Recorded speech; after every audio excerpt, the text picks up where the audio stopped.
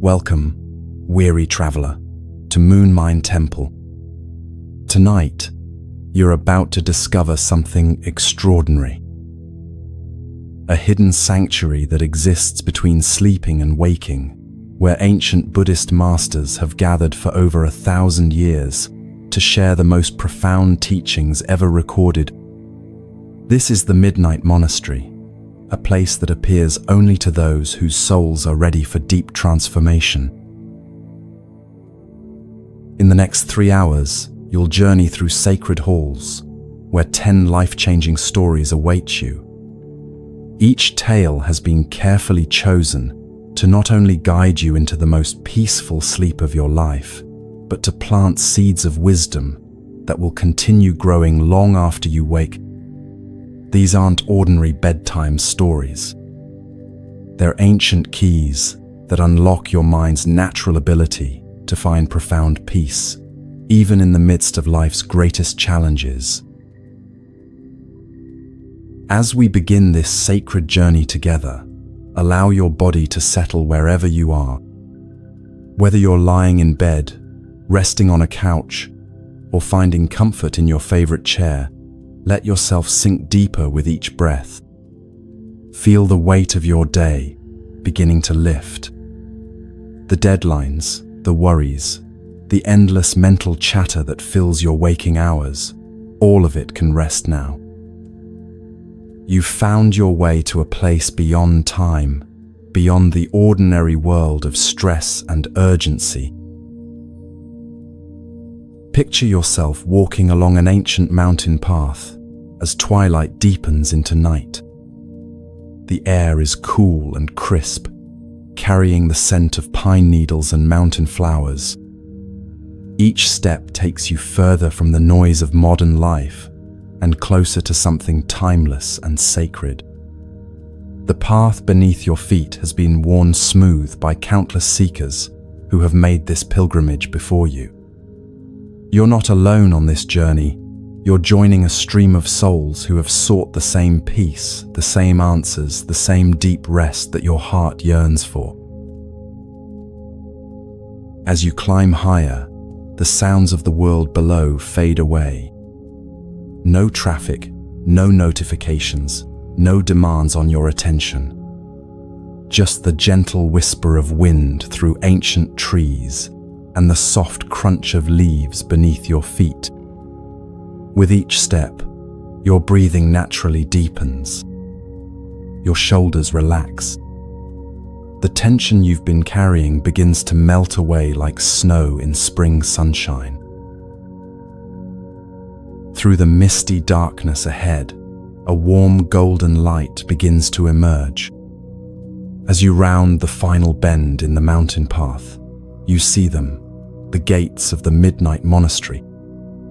Carved from 1,000-year-old cedar, these massive doors rise before you like guardians of ancient wisdom. Intricate symbols are etched into the wood, characters from a sacred language that speaks directly to your soul without needing translation. Above the entrance, moonlight illuminates an inscription that makes your heart flutter with recognition. Those who enter here leave behind the weight of the world. Standing beside the gates is a figure in simple robes, their face serene and ageless. This is the monastery keeper, and though you've never met before, their smile feels like coming home after a long journey. Without words, they bow deeply and extend their hands toward you. In their palms rest a set of prayer beads unlike any you've ever seen. Each bead seems to contain a soft inner light, as if holding the concentrated wisdom of masters who found perfect peace in the depths of night. As your fingers close around these sacred beads, something remarkable happens. Every worry you've been carrying, every problem that seemed so urgent just hours ago, begins to feel distant and dreamlike. The beads are warm in your hands, pulsing gently, with a rhythm that matches your heartbeat. You understand without being told that these are not ordinary objects. They're tools for transformation, blessed by countless nights of meditation and prayer. Each bead you touch releases another layer of tension, another fragment of the armor you wear to protect yourself from the world's chaos. The monastery keeper gestures toward the open gates, and you step across the threshold into a realm that defies ordinary description. The courtyard of first silence stretches before you, its ancient stones polished smooth by centuries of mindful footsteps. A fountain sits at the center, its water so still, it creates a perfect mirror for the moon above. The surface reflects not just the moon's image, but somehow captures its very essence, that quality of gentle, unwavering presence that watches over the world with infinite compassion. Cherry blossom trees line the courtyard, their branches heavy with pale flowers that drift down like gentle snow. Each falling petal carries away a thought that no longer serves you. Worry about tomorrow's meeting. Regret about yesterday's conversation. The persistent voice that tells you you're not doing enough, not achieving enough, not being enough. Let each petal take these burdens and carry them away on the night breeze.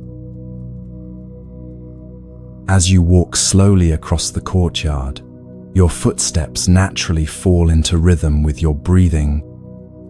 Step, breathe in.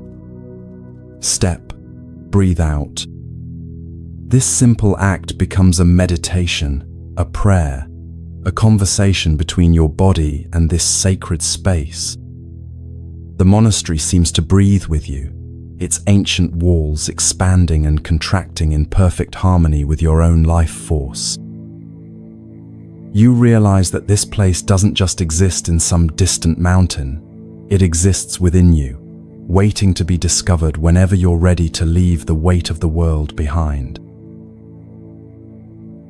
Near the fountain, a movement catches your eye. From the shadows between pillars emerges a figure of profound presence.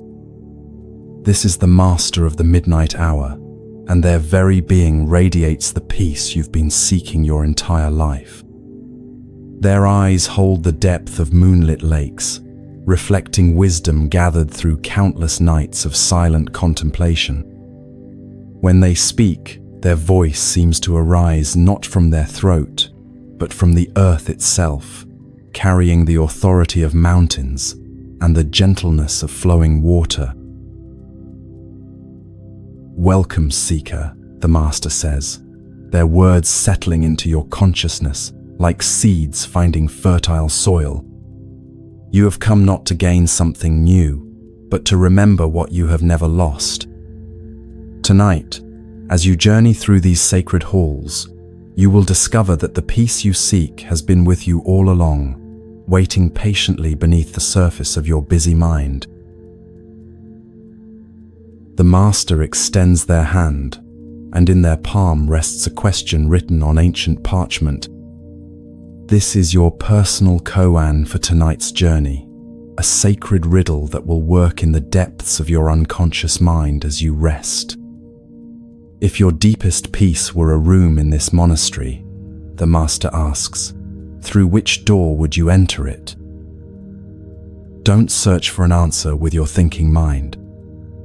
Let the question settle into your bones, into your breath, into the spaces between your heartbeats. The answer will find you in ways your conscious mind cannot imagine. The master turns and begins walking toward the inner chambers of the monastery. "Come," they say, their voice now carrying the promise of wonders yet to be revealed. "Follow me to the Hall of Three Mirrors, where tonight's first teachings await." As we walk, notice how each step becomes lighter, how your breathing naturally deepens, how the monastery itself seems to breathe with you. The path leads through a corridor lined with flickering candles, their warm light dancing on walls adorned with sacred art. Images of ancient masters in deep meditation, of mountains shrouded in mist, of lotus flowers blooming in perfect stillness. Each image seems to come alive in the candlelight, reminding you that you're walking in the footsteps of countless beings who have found the peace you seek. Their presence feels tangible here, as if their accumulated wisdom has soaked into the very stones of this sacred place. Ahead, ornate doors carved with intricate mandalas swing open silently, revealing the Hall of Three Mirrors. The chamber beyond is vast yet intimate, its ceiling disappearing into shadows, while three enormous mirrors catch and reflect the soft light of hanging lanterns. The mirrors are positioned to create an infinite regression of reflections, each one showing a slightly different aspect of reality. In their depths, you catch glimpses not just of your physical form, but of the luminous awareness that perceives through your eyes. At the center of the hall stands an ancient reading desk, upon which rests a scroll of golden silk. The master approaches this sacred text with reverence, their movements deliberate and filled with ceremony. Tonight, they say, beginning to unfurl the scroll, you will receive 3 interconnected stories from the deepest archives of wisdom. Each tale builds upon the last, creating a tapestry of understanding that will weave itself into your dreams and transform your sleep into a journey of profound healing. As the scroll opens, characters of liquid gold seem to flow across its surface, shifting and dancing in the candlelight. The master's voice takes on a different quality now, becoming the voice of the storyteller, the keeper of ancient wisdom, the guide who will lead you through landscapes of the soul. The first story, they begin, emerges from the mists of time like the moon rising over still water. It speaks of a truth that every spiritual seeker must discover, that the teacher we seek in the outer world has been waiting patiently within us all along. Settle deeper now into whatever supports you. Let your body become heavy and relaxed, like a stone settling into the soft earth beside a peaceful stream.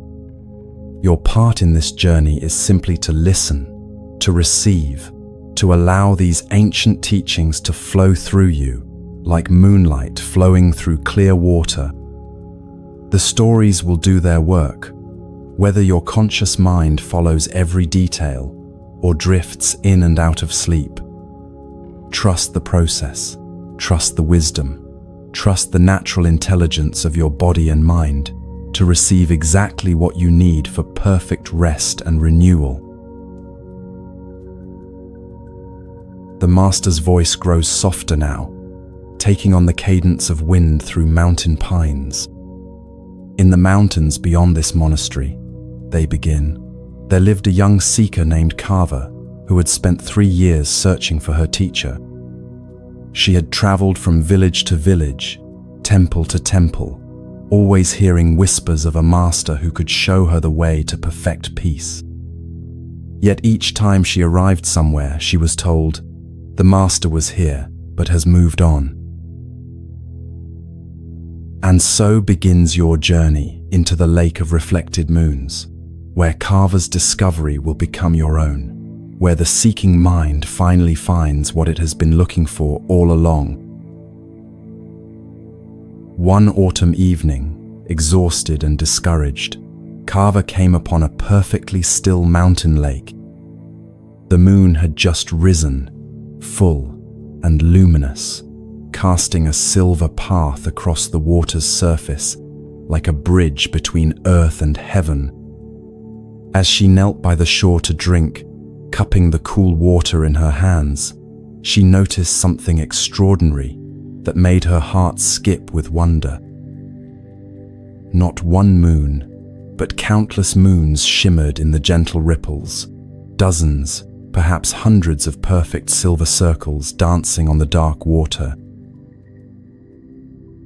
"How beautiful," she whispered, her voice barely disturbing the sacred silence. Unable to resist, she reached out to touch the nearest reflected moon with her fingertip. But the moment her finger broke the mirror-smooth surface, all the moons scattered into fragments of light, dancing chaotically across the water like startled fireflies. The perfect reflections dissolved into shimmering chaos, each ripple destroying the illusion she had found so captivating. Carver pulled her hand back quickly, feeling somehow that she had disturbed something sacred. As she watched in amazement, the water slowly settled, becoming still once more. Like magic, the moons reformed, first one, then many, each perfect and complete once again. The lake had forgiven her disturbance and restored its mirror-like beauty, as if nothing had happened. She sat back on her heels, mesmerized by this dance of appearance and disappearance, of breaking and healing. As she sat watching this eternal play of light and water, the soft sound of footsteps on moss made her turn.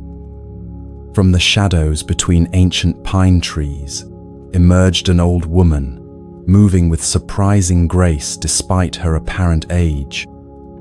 Her hair was silver as moonbeams, flowing freely around shoulders, draped in simple cloth. But it was her eyes that captured Carver's attention. They held the same depth as the mountain lake, reflecting infinite wisdom gathered through countless nights of patient observation. The old woman settled beside Carver, with the natural ease of water finding its level. For several moments, they sat together in comfortable silence, both gazing out at the lake's magnificent display of reflected light. Finally, the woman spoke, her voice carrying the gentleness of wind through pine needles. "Seeking something, child?" Carver's heart opened like a flower to this simple question. "I've been searching for my teacher for 3 years now," she replied, surprised by how easily the words flowed. "I follow rumors and whispers from village to village, temple to temple, but I always arrive too late. Sometimes I wonder if this master even exists, or if I'm chasing shadows and dreams." Her voice carried the weariness of endless seeking, the frustration of a heart that had hoped and been disappointed so many times. The old woman smiled, and in that smile Carver glimpsed something indefinable. Not pity for her searching, but a kind of gentle knowing. "Tell me, dear one," the woman said, gesturing toward the shimmering water, "how many moons do you see reflected in the lake?" Carver looked out at the water's surface, counting the dancing lights. "Many," she said after a moment. "Dozens, perhaps hundreds, reflected in the ripples. Each one seems perfect and complete, yet they're constantly shifting and changing." "And how many moons are there truly?" the old woman asked, her voice carrying the patience of mountains. "One, of course," Carver replied without hesitation. "Only one moon in the sky, creating all these reflections." The old woman nodded slowly. "Ah, and which moon is the real one? The one in the sky, or the countless ones dancing in the water?" Carver considered this carefully, sensing that something important hung in the balance of her answer. "The moon in the sky is real," she said finally, The reflections are just images, aren't they? Beautiful, but not substantial. They exist only because of the true moon above. Are they indeed mere images? The old woman asked, and her question carried layers of meaning that rippled through Carver's consciousness. Without waiting for an answer, she picked up a smooth stone and tossed it gently into the center of the lake. The reflected moon scattered again, breaking into countless dancing lights that seemed to celebrate their own impermanence before slowly reforming into perfect circles. The moon in the sky gives light to the world above, the old woman continued, her voice taking on the quality of ancient teaching. But it is the reflected moons that give light to the depths below. Without the water's surface to catch its radiance, the lake would remain dark. The sky moon needs the water moons to illuminate what lies beneath the surface. Her words settled into Carver's awareness like stones sinking into still water, creating ripples of understanding that spread outward in ever-widening circles. Something was stirring in Carver's mind, a recognition that felt like waking from a long dream. "Are you saying," she began slowly, her voice filled with dawning wonder, "that my teacher—" "Your teacher," the old woman said softly, her words carrying the gentle authority of absolute truth, "has never moved. Your teacher is like the moon, always present, always available, always offering light to those who know how to receive it. But you have been chasing reflections, searching for the moon in the water, instead of looking up to see what was always there." Carver felt her heart crack open, not with pain but with a relief so profound it brought tears to her eyes. "But where is my teacher then?" she whispered, though part of her already knew the answer. The old woman reached into the lake and cupped some water in her weathered palms. The moonlight pooled there, creating a perfect silver circle that seemed to hold all the wisdom of the night sky. "Your teacher is the awareness that can see both the sky moon and the water moons," she said, her voice now carrying the resonance of ancient bells. "Your teacher is the stillness that allows all reflections to appear. Your teacher is the vast space of consciousness in which seeking and finding both arise." She let the water fall back into the lake, each drop carrying light as it merged with the whole. "The teacher you seek is the seeker who seeks," she whispered. "When you stop chasing reflections of wisdom and recognize the awareness that can perceive wisdom itself, you discover that student and teacher were never separate. They are like the moon and its reflection, one light appearing in two ways." Carver sat in stunned silence as understanding dawned in her heart like moonrise over still water. She looked at the old woman, then at the lake, then at her own reflection, shimmering on the water's surface. For the first time in 3 years of searching, she saw them all as expressions of the same luminous awareness, the awareness that was looking through her eyes, listening through her ears, understanding through her mind. The seeker and the sought had always been one. "Who are you?" she asked softly, though she suspected the answer would dissolve another boundary in her understanding. The old woman smiled, and as she did, she began to fade like morning mist touched by sunlight. "I am what you are, when you stop looking for what you are," came the whispered reply, carried on wind that rustled through pine needles. "I am the wisdom that appears when the student is ready to see that they have always been their own teacher." When Carver looked again, she was alone by the lake. But for the first time in her life, alone did not mean lonely. She had found what was never lost, recognized what was never absent. In the reflection of her own face in the water, she saw the teacher she had been chasing for 3 years, the awakened awareness that had been present in every moment of seeking, the luminous consciousness that had never stopped shining even when she thought she was walking in darkness. The moon above and the moon below were one moon. The teacher and the student were one awareness. The seeking had always been the finding, and the finding had always been the seeking. Like waves that never leave the ocean, she had never been separate from what she sought. As this first teaching from the scroll of midnight wisdom settles into your consciousness, dear traveler, notice how Carver's discovery continues to work within you, even now. Here in the Hall of Three Mirrors, surrounded by infinite reflections of your own luminous nature, consider this question that bridges her story to your life.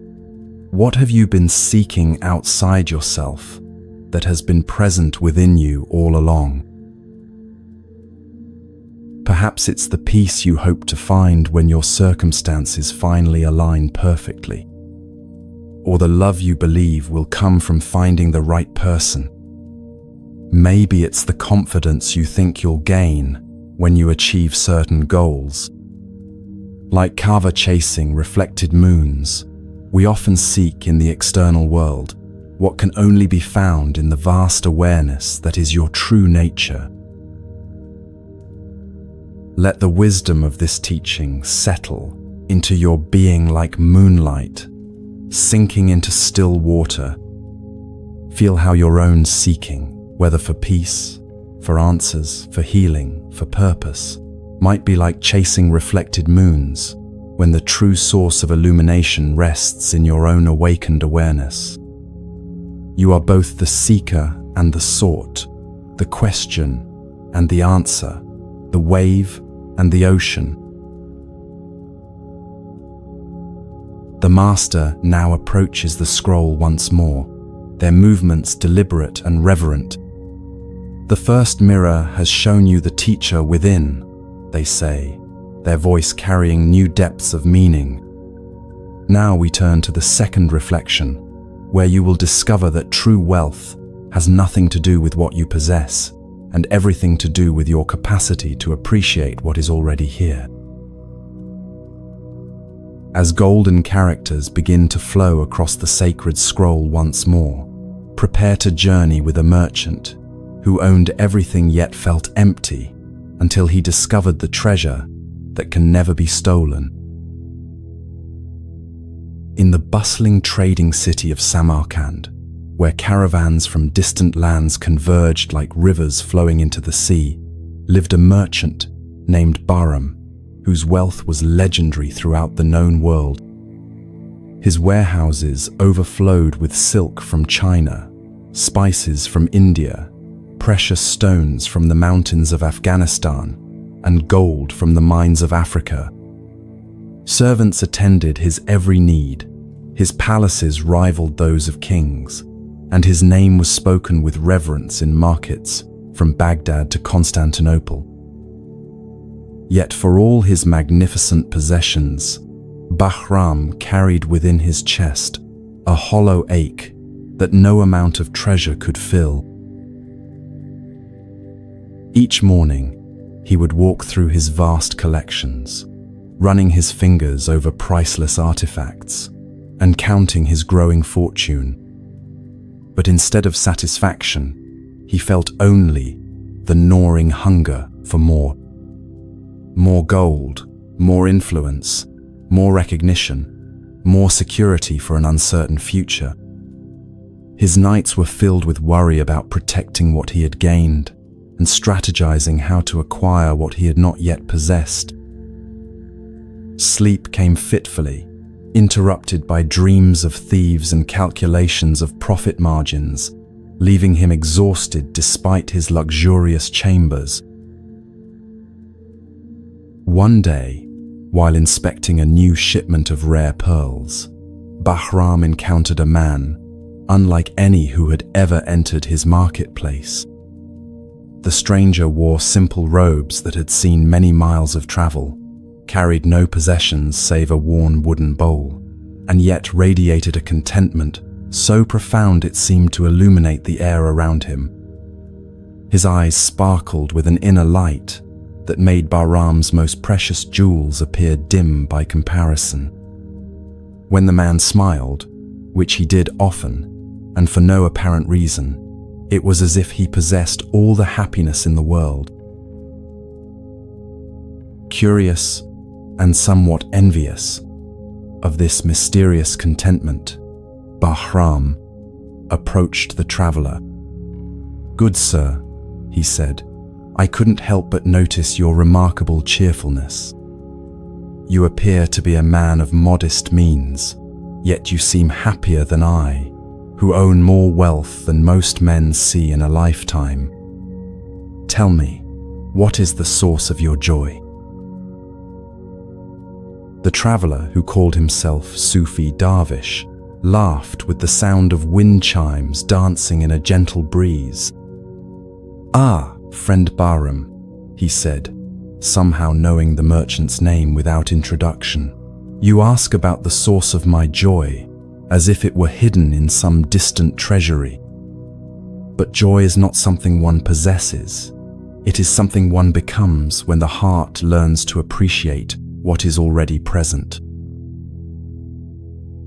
Bahram frowned, accustomed to concrete answers about tangible things.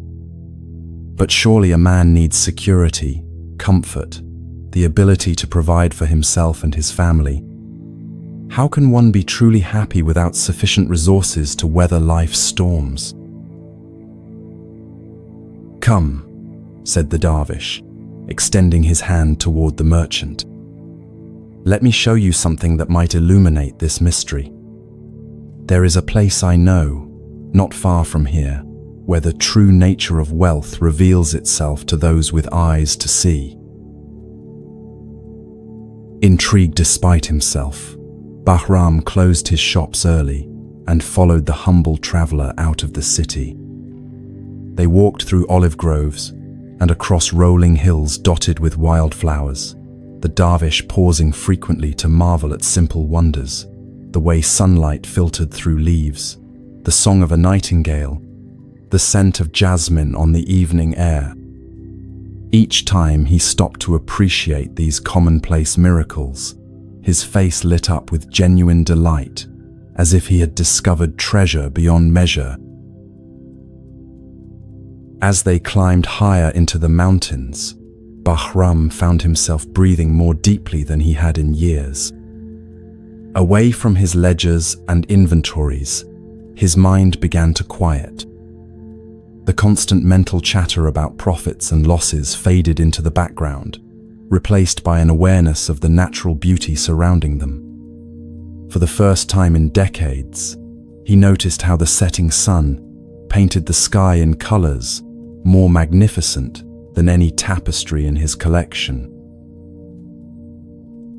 They reached their destination as twilight deepened into night, a simple cave hidden among rocks, with a small fire crackling at its entrance. The Darvish invited Bahram to sit on a flat stone while he prepared tea using water from a nearby spring. As they shared this humble meal of bread, dates, and tea, something unexpected happened. The simple food tasted better than the elaborate feasts Bahram's personal chefs prepared each evening. The warmth of the fire felt more comforting than his silk-draped hearths. The star-filled sky seemed more beautiful than any ceiling frescoed by master artists. "Tell me, friend," the Darvish said as they gazed up at the infinite tapestry of stars, "what do you see when you look at this night sky?" Bahram followed the Darvish's gaze upward. "I see countless stars," he said slowly. more than I could ever count in a lifetime. And they're all shining freely, asking nothing in return, giving their light to whoever looks up. And who owns these stars? The dervish asked gently. No one owns them, Bahram replied. They belong to everyone and no one. They're freely available to any person who takes the time to look up and appreciate their beauty. The dervish smiled and reached into his simple robe, withdrawing a small object that caught the firelight. It was an ordinary stone, smooth and grey, the kind one might find along any riverbank. This, he said, holding it up between them, is my most precious treasure. Bahram looked confused. But it's just a common stone. It has no monetary value, no practical use. How can it be treasure? Ah, said the dervish, his eyes twinkling with inner light. But this stone has given me more wealth than all your gold combined. Watch. He held the stone up to catch the flickering firelight, and suddenly it seemed transformed. In its smooth surface, Bahram could see reflections of the fire, the stars, even his own wondering face. This stone has taught me that true treasure is not what we grasp, but what we appreciate. It has shown me that wealth is not about accumulation, but about recognition. The dervish continued, his voice taking on the cadence of ancient wisdom. Every morning, this stone reminds me to see the extraordinary within the ordinary. Every evening, it teaches me that I am surrounded by countless gifts that require no purchase, no protection, no insurance against loss. The warmth of sun on my face, the taste of clean water, the joy of a friend's laughter, the peace of a quiet moment. These treasures are freely given to all who learn to receive them. As the dervish spoke, Bahram felt something shifting deep within his understanding. He thought of his vast warehouses filled with objects he rarely looked at anymore, his multiple homes he seldom had time to enjoy, his countless possessions that required constant maintenance and protection. But surely, he protested weakly, material security has value. Without resources, how can one be free to appreciate these simple pleasures? Indeed, basic needs must be met, the dervish agreed. But tell me honestly, when did you have enough? At what point did the acquisition of more begin to steal your ability to enjoy what you already possessed? When did protecting your treasure become more demanding than appreciating it? These questions hit Bahram like arrows finding their mark. He realized that he couldn't remember the last time he had truly enjoyed any of his possessions. His beautiful gardens went unwalked while he counted coins. His magnificent library remained unread while he negotiated deals. His sumptuous meals were consumed hastily while reviewing ledgers. In gaining the whole world, he had somehow lost his capacity to be nourished by it. The treasure that can never be stolen, the dervish said softly, is the ability to find richness in whatever circumstances life presents. It's the recognition that every moment offers gifts that no amount of gold can purchase. This breath, this heartbeat, this awareness that can perceive beauty and meaning, these are the only possessions that truly belong to us, and they're infinitely renewable. As if to demonstrate this teaching, the dervish set down his simple stone and spread his arms wide toward the star-filled sky. Look around you, my wealthy friend. Right now, in this moment, you are surrounded by treasure beyond calculation. The air you breathe costs nothing, yet without it, all your gold would be worthless. The ground that supports you asks no payment, yet it holds you more securely than any fortress. The stars above shine for you as brilliantly as they shine for any king, requiring no tribute except your attention. Bahram found himself weeping, though he could not say whether from sorrow for the years he had spent missing these treasures, or from joy at finally recognizing them. For the first time since childhood, he felt genuinely rich, not because of what he owned, but because of what he could appreciate. The dervish's simple stone caught his eye again, and now he understood its true value. It was a reminder, a teacher, a key that unlocked the treasure house of present moment awareness.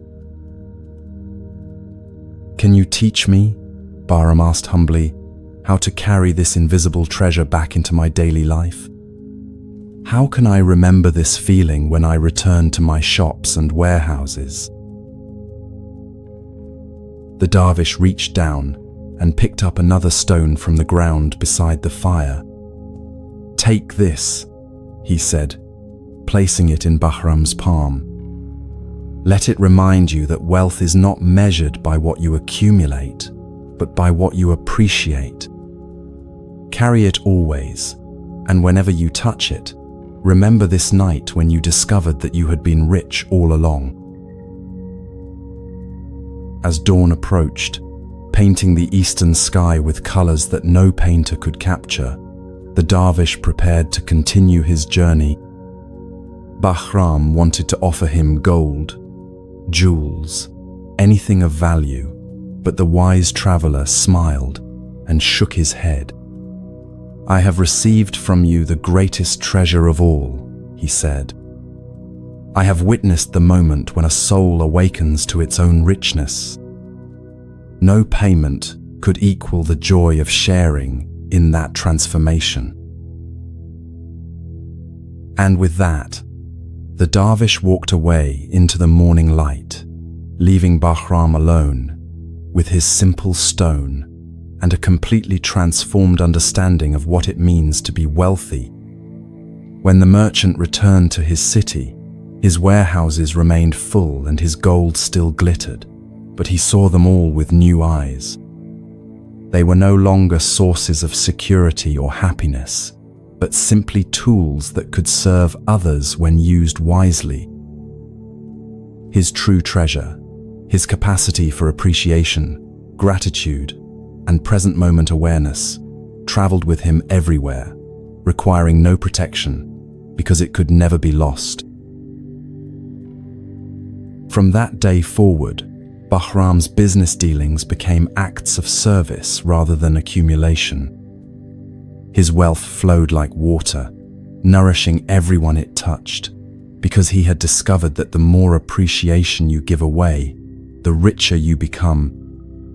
The stone remained in his pocket always, a smooth reminder of the night he learned to see treasure hiding in plain sight.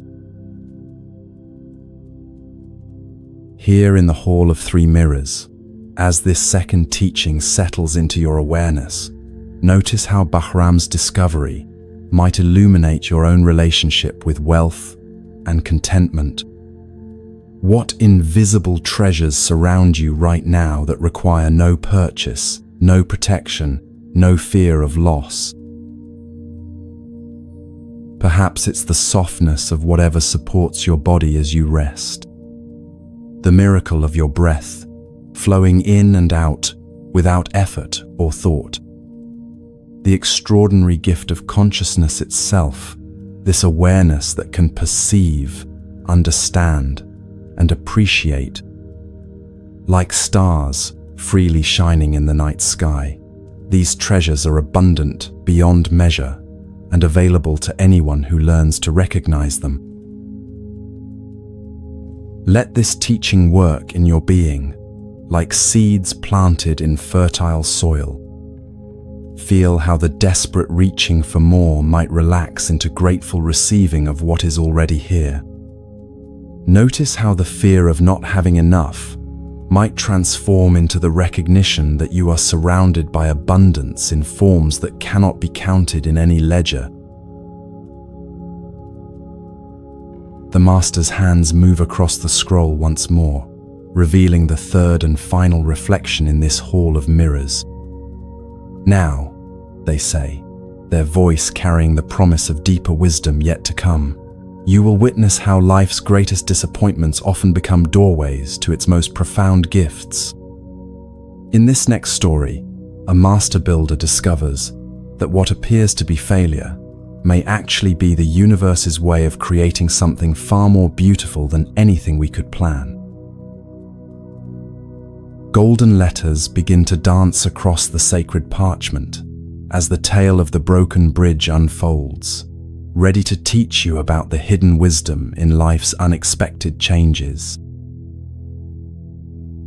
In the mountain valleys of ancient Tibet, where rivers carved their way through landscapes of breathtaking beauty, lived a master bridge builder named Tenzin, whose skill was legendary throughout the Himalayan kingdoms. For 40 years, he had designed and constructed bridges that defied the imagination, graceful spans that seemed to float between mountain peaks, engineering marvels that allowed travelers to cross the most treacherous gorges with complete safety. His bridges were not merely functional structures, but works of art that enhanced the natural beauty of their surroundings.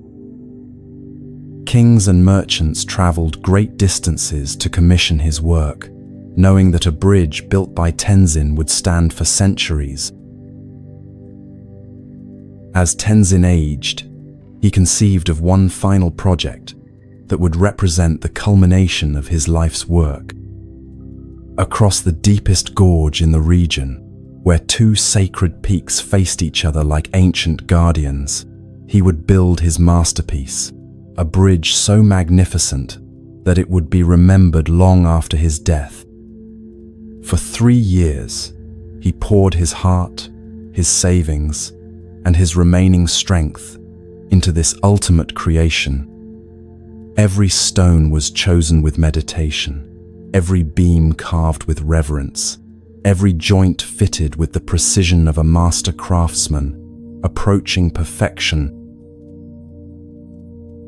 The bridge that emerged from Tenzin's devotion was indeed breathtaking. Arched like a rainbow between the towering peaks, decorated with intricate carvings that told the story of his region's spiritual heritage, it seemed to bridge not just physical space, but earth and heaven themselves. Travelers who crossed it wept at its beauty. Monks came to meditate in its presence. Artists attempted to capture its essence in paintings that always fell short of the reality. Tenzin had achieved his dream of creating something truly eternal, a testament to human skill, guided by deep reverence for the natural world.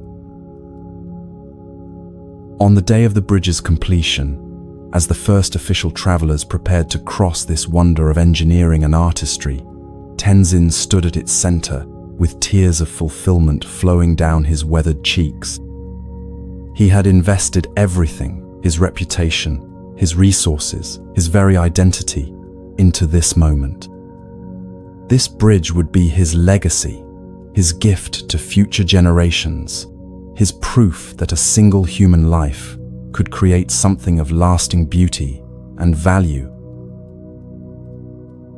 But the Himalayan weather, indifferent to human dreams and accomplishments, had other plans. That very night, as Tenzin slept peacefully for the first time in 3 years, storm clouds gathered with supernatural intensity. Rain fell not in drops but in torrents, as if the sky had opened to pour out all the water it had ever held. Rivers swelled beyond their banks, transforming from gentle streams into raging monsters that devoured everything in their path. By dawn, the flood had swept away Tenzin's perfect bridge, as if it had been made of straw.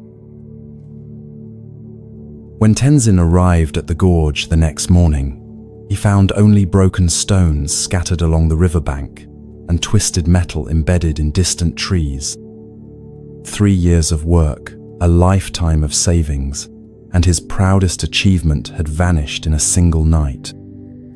The old master fell to his knees among the debris, his anguished cries echoing off the mountain walls like the sound of a soul breaking.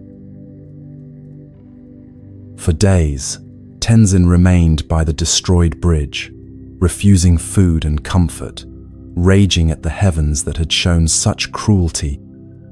"Why?" he demanded of the indifferent peaks. "Why did you let me complete it only to destroy it immediately?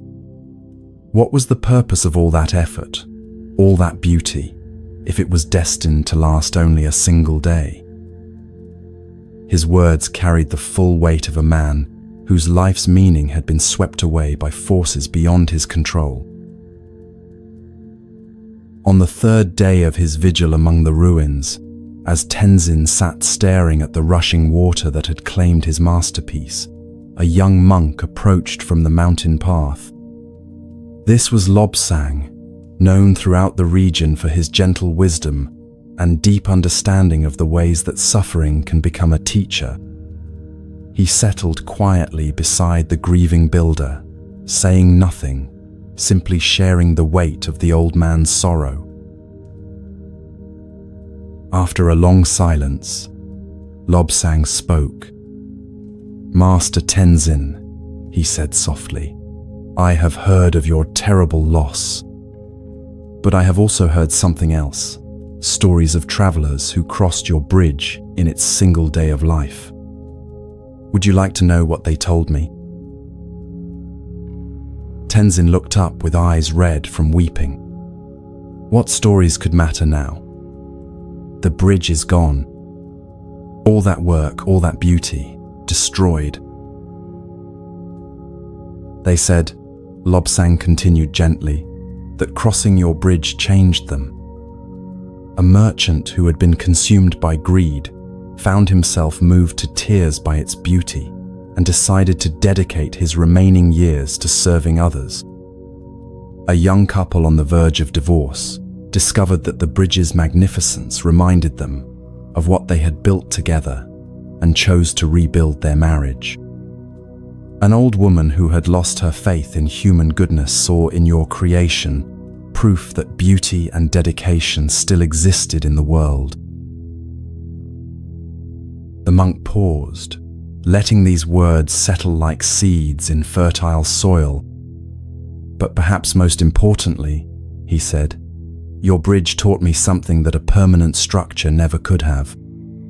It showed me that true beauty lies not in lasting forever, but in giving completely of itself while it exists. Like a flower that blooms magnificently for just a few days, your bridge achieved something that eternity could not improve upon: perfect presence in the moment of its being. Tenzin felt something shifting in his understanding, like ice beginning to crack under spring sunshine. But all that effort, he whispered. 3 years of my life, all my resources, my dream of leaving something permanent behind. Was the effort wasted? Lobsang asked gently. Look at your hands, Master Builder. Look at the skills you refined, the problems you solved, the moments of pure creation you experienced while building. Was the joy you felt seeing travelers' faces light up as they crossed your bridge dependent on the bridge lasting forever? Did the beauty you created exist any less fully because it was temporary? As Lobsang spoke, Tenzin began to see his experience with new eyes. The 3 years of building had been filled with moments of deep satisfaction, creative breakthrough, and pure absorption in meaningful work. The day of completion had brought him a joy so complete that even this devastating loss could not erase its memory. The brief time travelers had spent crossing his bridge had created ripples of transformation, that would last far longer than any physical structure. Perhaps, the monk continued, the flood was not your enemy, but your teacher. Perhaps it came to show you that the true bridge you built was not made of stone and metal, but of the love, skill, and dedication you poured into your work. That bridge, the bridge of your awakened creativity and service, can never be destroyed by any storm. Months later, as the seasons turned and the river returned to its gentle flow, something remarkable began to happen at the site where Tenzin's bridge had stood. The flood had carved new channels in the rock, creating a series of natural stepping stones across the water. Where the artificial bridge had required great engineering skill to cross the treacherous gorge, nature had now provided a way that was not only safe, but enchantingly beautiful. Travelers found that crossing these natural stones became a meditation, each step requiring presence and attention that the easier bridge route had not demanded.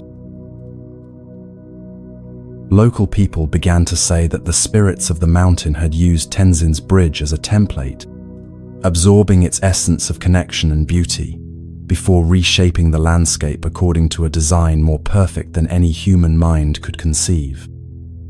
The brief existence of the artificial bridge had somehow taught the river itself how to create a permanent crossing that enhanced rather than dominated the natural beauty of the gorge. When Tenzin first saw these natural stepping stones, he understood with crystal clarity what the young monk had been trying to teach him. His bridge had not been destroyed, it had been transformed. Its physical form had returned to the elements, but its essence, the intention to connect, to serve, to create beauty, had taken root in the landscape itself. He had built something far more lasting than stone and metal. He had built it out of love and dedication, and those materials are truly eternal. From that day forward, Tenzin's approach to his craft changed completely. He still built bridges, but he no longer attached his happiness to their permanence. Each project became a meditation on impermanence, a celebration of the creative process itself, rather than a desperate attempt to defeat time. His later bridges were even more beautiful than his early work, infused with a lightness and freedom that came from releasing the need for his creations to last forever. Paradoxically, by letting go of his attachment to permanence, he created works that touched people's hearts so deeply that their memory became truly imperishable. The old master builder spent his final years teaching young architects not just the technical skills of construction, but the spiritual principles that make any work truly meaningful. Build with complete dedication, he would tell them, but hold your creations lightly. Pour your heart into every detail, but remember that the true bridge you are building connects not just physical places, but the human spirit to its own capacity for beauty and service. That bridge can never be swept away by any flood. As this third teaching from the Hall of Three Mirrors completes its work within your consciousness, feel how Tenzin's discovery might illuminate your own relationship with the projects, plans, and dreams that life sometimes seems to wash away. What bridges in your own life have been swept away by unexpected floods of change? Perhaps it was a career you invested years building that ended suddenly. A relationship you thought would last forever that took an unexpected turn. A dream that seemed within reach until circumstances shifted beyond your control. Like Tenzin's bridge, these apparent losses may have served purposes that only become visible with time and wisdom. Let this story work in the depths of your being, like a gentle current, reshaping the landscape of your understanding. Feel how the grief over what was lost might transform into gratitude for what was experienced. Notice how the attachment to outcomes might soften into appreciation for the process itself. Allow the recognition to dawn that the love, effort, and growth you experienced while building your dreams can never be taken away, regardless of what external forms may change. The master now rolls up the sacred scroll, the golden characters fading like stars at dawn. The Hall of Three Mirrors has completed its teaching. They announce, their voice resonating with satisfaction and deep peace. You have seen yourself reflected as the teacher you seek, the wealth you possess, and the creator whose true works transcend all impermanence. These three mirrors have shown you aspects of your own luminous nature that remain constant, even as life's circumstances flow and change like rivers carved by time.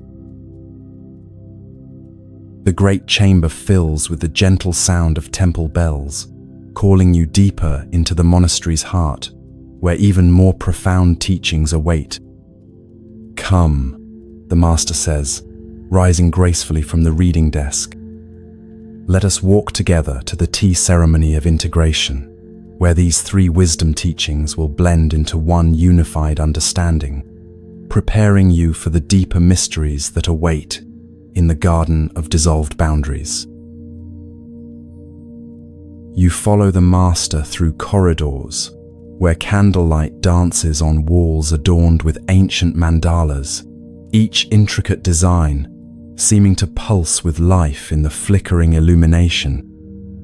The sound of your footsteps mingles with the distant whisper of wind through bamboo, creating a rhythm that matches your increasingly peaceful heartbeat. As you walk, you can feel the three stories settling into your consciousness like seeds finding perfect soil, their wisdom already beginning to sprout in the fertile darkness of your relaxing mind. The tea chamber appears before you like a hidden jewel within the monastery's heart. Smaller and more intimate than the Hall of Three Mirrors, this circular room feels like being inside a lotus blossom. Soft cushions arranged around a low table invite rest and contemplation. Steam rises from a simple clay pot sitting atop glowing coals, filling the air with the delicate fragrance of jasmine and mountain herbs. The master gestures for you to settle comfortably as they begin the ancient ritual of tea preparation. Every movement of the ceremony unfolds with meditative precision. Water poured from a precise height to awaken the tea leaves. Cups warmed with careful attention to temperature. Each gesture performed with the same reverence that Tenzin brought to his bridge building, the same appreciation that Bahram learned from the dervish's simple stone, the same presence that allowed Kava to recognize her inner teacher. In this quiet ritual, you witness how the three mirror teachings flow together into one seamless understanding. Tea, the master says softly as they pour the golden liquid into delicate porcelain cups, is the perfect teacher of integration. Like wisdom, it cannot be rushed or forced. It requires the right temperature, the right timing, the right quality of attention. And like the insights you have received tonight, its full flavor only emerges when given space to unfold naturally. As you lift the warm cup to your lips, feel how the simple act of drinking tea becomes a meditation on presence. The heat against your palms, the subtle flavors blooming on your tongue, the gentle steam carrying botanical essences to awaken your senses. Notice how Kava's recognition of the inner teacher allows you to appreciate this moment without seeking something better. Feel how Bahram's discovery of invisible treasure helps you recognize the abundance present in this simple cup. Sense how Tenzin's lesson about impermanence frees you to enjoy this tea completely, knowing that its temporary nature makes it more precious, not less. These three reflections, the master continues, their voice barely above a whisper, show you different faces of the same fundamental truth. Seeking ends when you recognize what you seek as your own nature. Wanting dissolves when you appreciate what is already here. Suffering from change transforms into dancing with the eternal flow of becoming. All three point to the same liberation, the freedom that comes from aligning with what is, rather than struggling against it. As the tea ceremony continues in perfect silence, you find your mind naturally settling into deeper and deeper states of rest. The three stories begin weaving themselves together in your unconscious, creating a tapestry of understanding that will continue working long after tonight's journey ends. Like master craftsmen collaborating on a single masterpiece, Kava's awakening, Bahram's contentment, and Tenzin's acceptance join their wisdom to build something greater than the sum of their parts.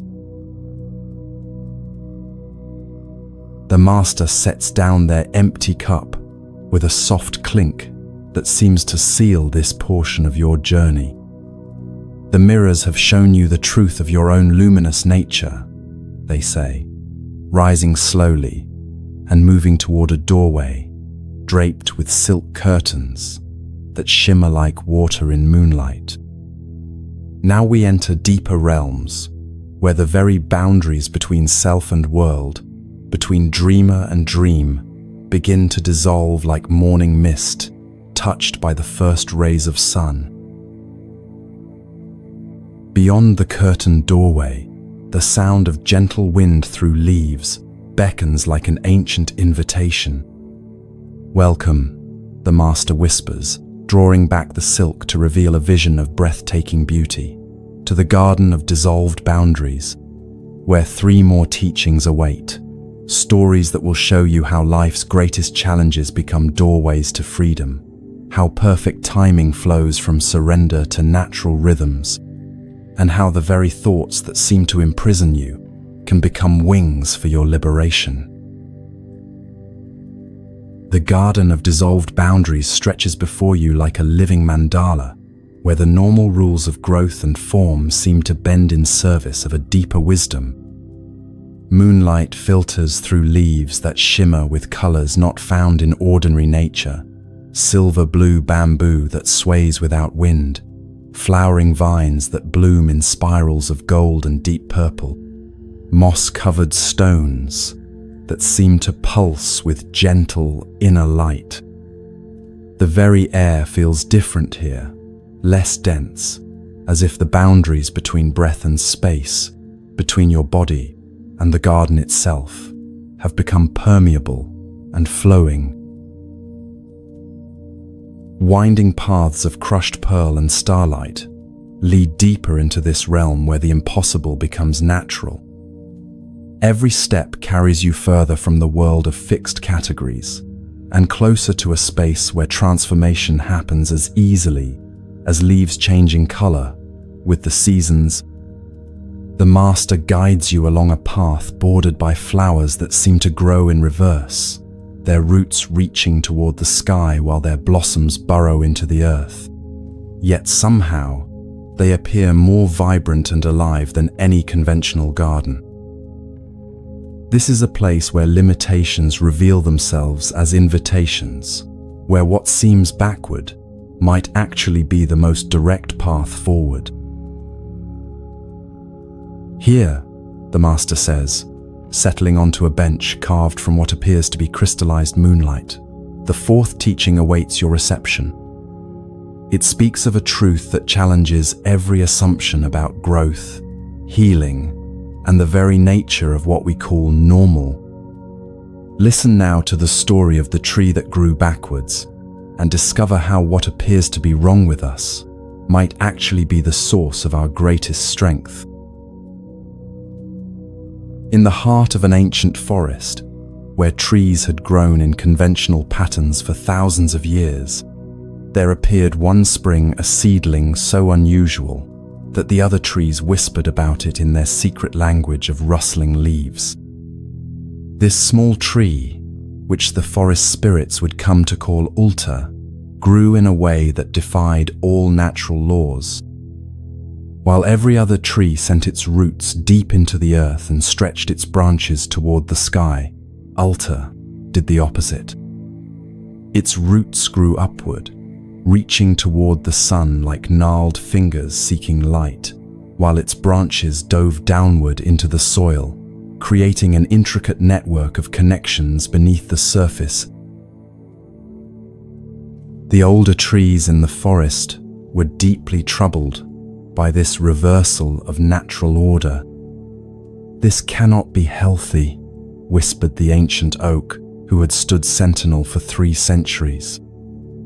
"Trees are meant to reach upward, to aspire toward heaven, while staying grounded in earth. This backwards growth will surely lead to death."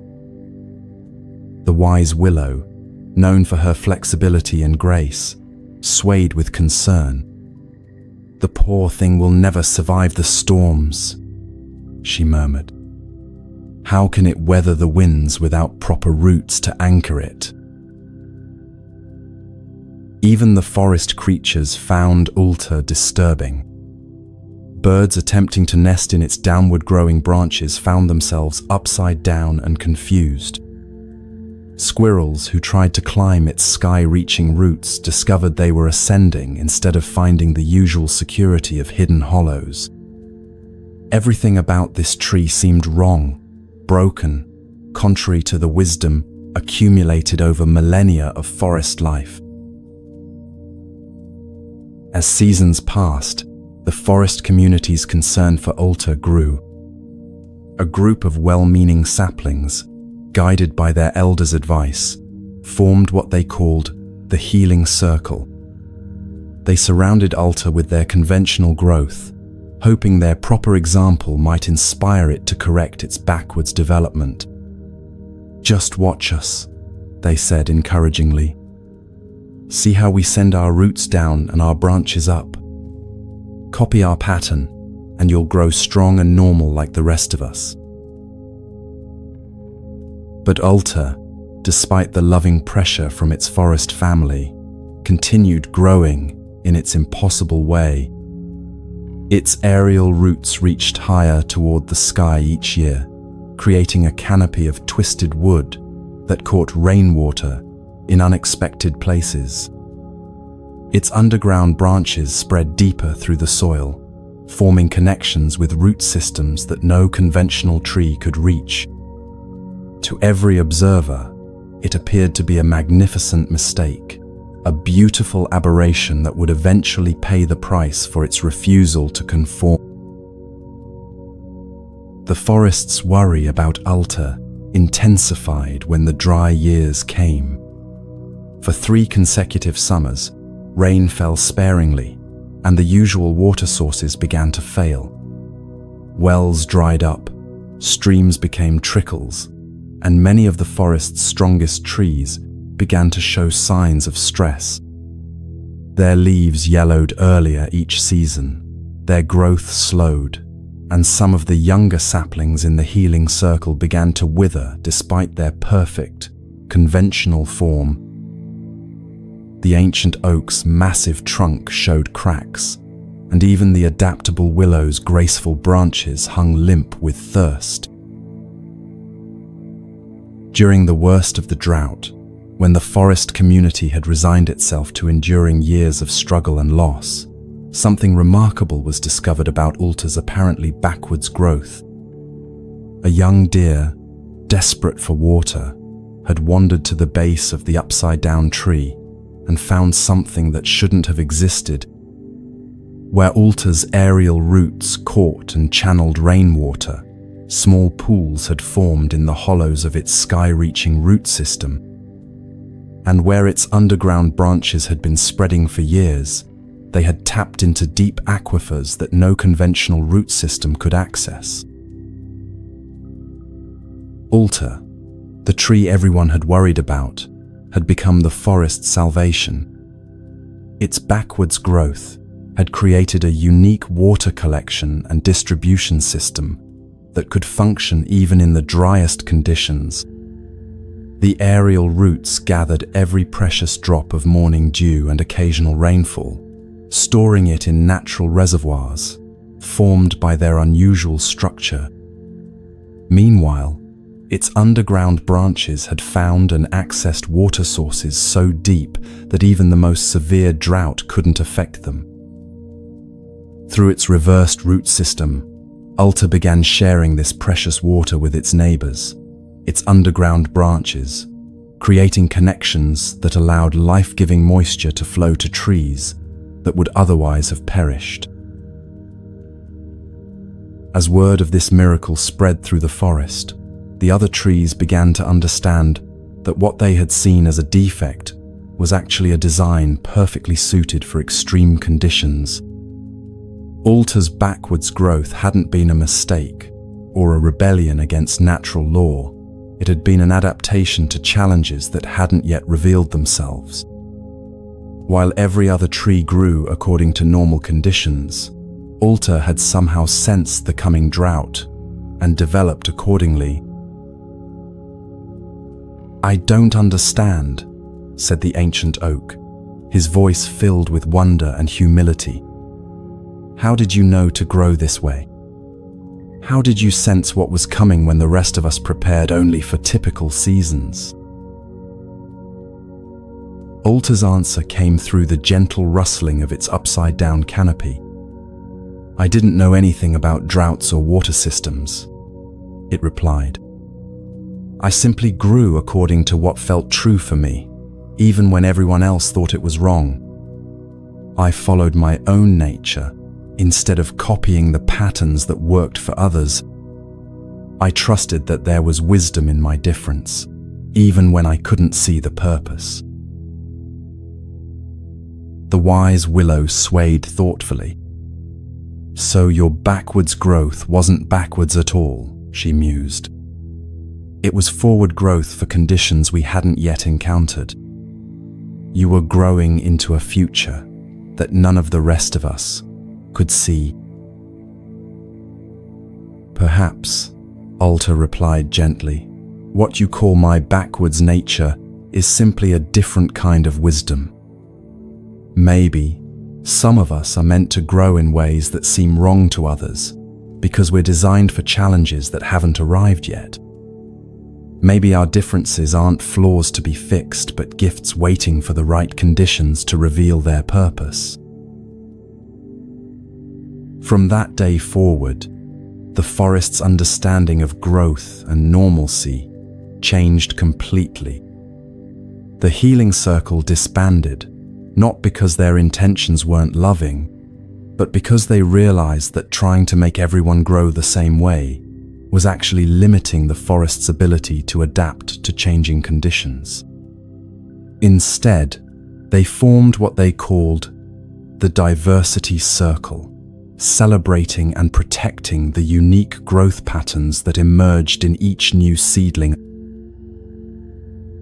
Years later, when climate patterns shifted and other unusual challenges arose, the forest found that many trees had begun developing their own adaptations, some growing twisted trunks that could flex in unprecedented storms, others developing leaves that could photosynthesize in reduced sunlight, still others creating symbiotic relationships with fungi that helped them communicate and share resources in entirely new ways. Each had learned from Alta's example that their own unique nature might be exactly what the forest needed, even if it didn't match conventional wisdom about how trees should grow. The ancient oak, now nourished by water flowing through Ulta's underground network, often reflected on the lesson this backwards tree had taught the entire forest community. "We spent so much energy trying to fix what we thought was broken," he would tell young saplings. "But the broken thing was actually our narrow idea of what normal should look like." True health isn't about conforming to a pattern. It's about expressing your authentic nature so fully that you can serve purposes that haven't even been imagined yet. Ulta continued to grow in its unique way, its aerial roots reaching ever higher, while its underground branches spread deeper and wider. Travelers from distant forests would come to marvel at the tree that grew backwards, and many would return to their own communities with a new understanding of the relationship between difference and strength. Children who felt like they didn't fit normal patterns would sit beneath Ulta's unusual canopy and feel, perhaps for the first time, that their differences might be exactly what made them valuable. Here in the Garden of Dissolved Boundaries, as Ulta's story settles into your consciousness like roots finding water, consider the ways you might have been growing backwards in your own life. What aspects of yourself have you tried to fix or change because they didn't match other people's patterns of normal? Perhaps you're naturally more sensitive than others around you, feeling emotions deeply in a world that often values toughness. Maybe you think in ways that seem scattered to others, but actually make unique connections that linear thinking couldn't discover. Or perhaps you found yourself drawn to paths that others consider impractical, following an inner guidance that doesn't match conventional wisdom about success or happiness. Like Ulta's aerial roots that seemed to reach in the wrong direction until drought revealed their wisdom, your differences might be preparing you for challenges and opportunities that haven't yet revealed themselves. What you've been told is backwards about, you might actually be forward growth for a future that others can't yet see. Your sensitive nature might be exactly what's needed to navigate emotional complexity in relationships. Your unconventional thinking might be perfectly designed for problems that require creative solutions. Your impractical dreams might be the very vision that guides you toward contributions no one else could make. Let this teaching work in your being like underground water, flowing to nourish growth you didn't know was possible. Feel how the shame around your differences might transform into curiosity about their hidden purpose.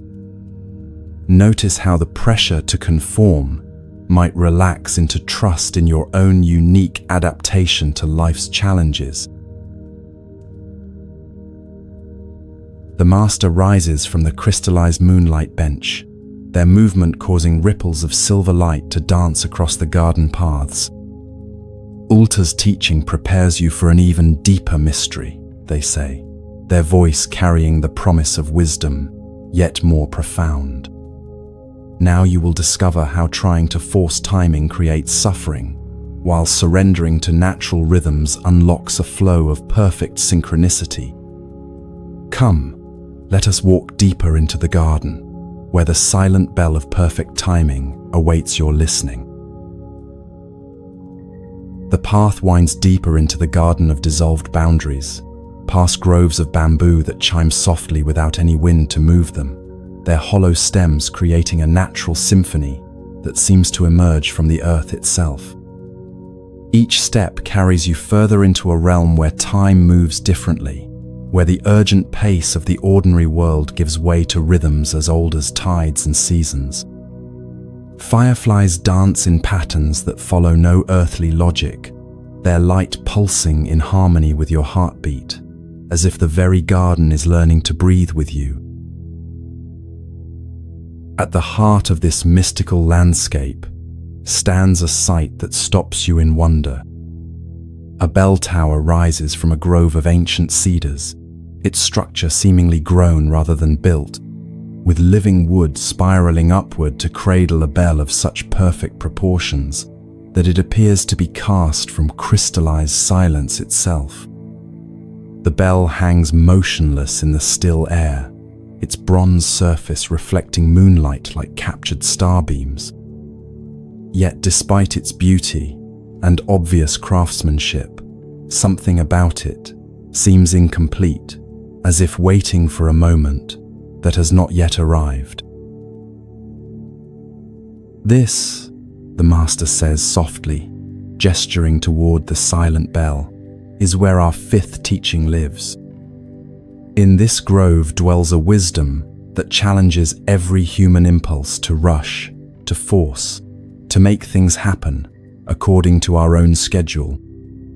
Listen now to the story of the silent bell of perfect timing and discover how the universe's clock keeps time according to principles far more elegant than anything our minds can devise." High in the mountains of ancient Korea, in a monastery perched between earth and sky like a meditation cushion balanced on the world's edge, lived a young monk named Jindo, whose greatest virtue was also his greatest challenge. Jindo possessed a heart so eager to serve, so passionate about awakening, that he approached every aspect of monastic life with an intensity that both inspired and exhausted his fellow practitioners. He was always the first to rise for morning meditation, the last to sleep after evening prayers, and the most dedicated student during teaching sessions. Yet for all his effort and sincere devotion, he struggled with a restlessness that seemed to grow stronger the harder he tried to overcome it. The monastery was famous throughout the region for its great bell, a massive bronze creation that had been blessed by masters for over 500 years. This bell was said to ring only when the moment was perfectly ripe for awakening, when the conditions of heart, mind, and cosmic harmony aligned in such precise balance that its tone could carry listeners directly into enlightenment. Monks would travel from distant monasteries, hoping to hear even a single note from this legendary instrument. Some waited months without ever hearing its sound. Others arrived just as it began to ring and experienced transformations that changed their entire understanding of reality. Jindo had been at the monastery for 3 years and had never heard the great bell ring. This silence gnawed at him like a spiritual hunger that no amount of study or practice could satisfy. He would sit in meditation beneath the bell tower, concentrating so intensely on listening that his entire body became rigid with effort. He would question the elder monks about the precise conditions that caused the bell to sound, taking detailed notes and trying to recreate those circumstances through careful planning and intense preparation. The harder he tried to make the bell ring, the more stubbornly silent it remained. "Master," Jindo finally asked the monastery's abbot, his voice tight with frustration, "I have meditated with perfect posture, studied the sutras with complete dedication, and maintained the precepts without fail. Why does the great bell remain silent for me? What am I missing? What must I do to hear its awakening tone?" The ancient abbot, whose eyes held the patient depths of mountain lakes, smiled with infinite compassion. "Young Jindo," he replied gently, "you are trying to make music by grabbing the wind. The great bell doesn't ring because we demand it, or even because we deserve it. It rings when our inner rhythm finally matches the rhythm of the universe itself. Your effort to hear it is like trying to catch your own shadow. The very chasing prevents the catching." But Jindo's earnest nature couldn't accept what seemed like passive waiting. If there was a rhythm of the universe to match, surely there must be a practice to develop that matching. He began studying the movements of seasons, tracking the phases of the moon, observing the daily patterns of light and shadow across the monastery grounds. He developed elaborate theories about cosmic timing and created detailed schedules for meditation that aligned with celestial events. Still, the bell remained as silent as stone, unmoved by his increasingly sophisticated attempts to crack the code of perfect timing. One autumn morning, after a particularly frustrating night of waiting beneath the silent bell, during what his calculations had predicted would be an optimal moment for its ringing, Jindo found himself overwhelmed by a weariness deeper than physical exhaustion. His 3 years of intense effort had brought him knowledge, discipline, and respect from his fellow monks, but not the direct experience of awakening he craved. Sitting beneath the great bell, as dawn light filtered through the monastery grounds, he felt something inside him finally surrender. "I give up," he whispered to the morning air. "I don't know how to make this happen. I don't know the right practice, the right timing, the right anything. If awakening comes, let it come. If the bell rings, let it ring. I'm tired of trying to force the universe to follow my schedule." With this surrender, Jindo felt his entire body releasing tension he hadn't realized he was carrying. His breathing deepened naturally.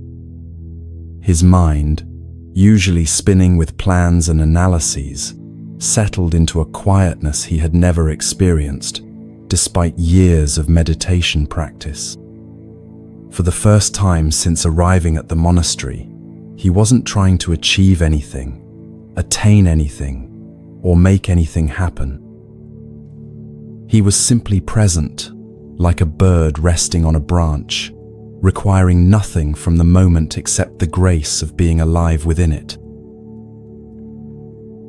As Jindo sat in this newfound state of open receptivity, the morning continued to unfold around him with a richness he had previously been too focused to notice. Dew sparkled on spiderwebs like tiny diamonds celebrating the dawn.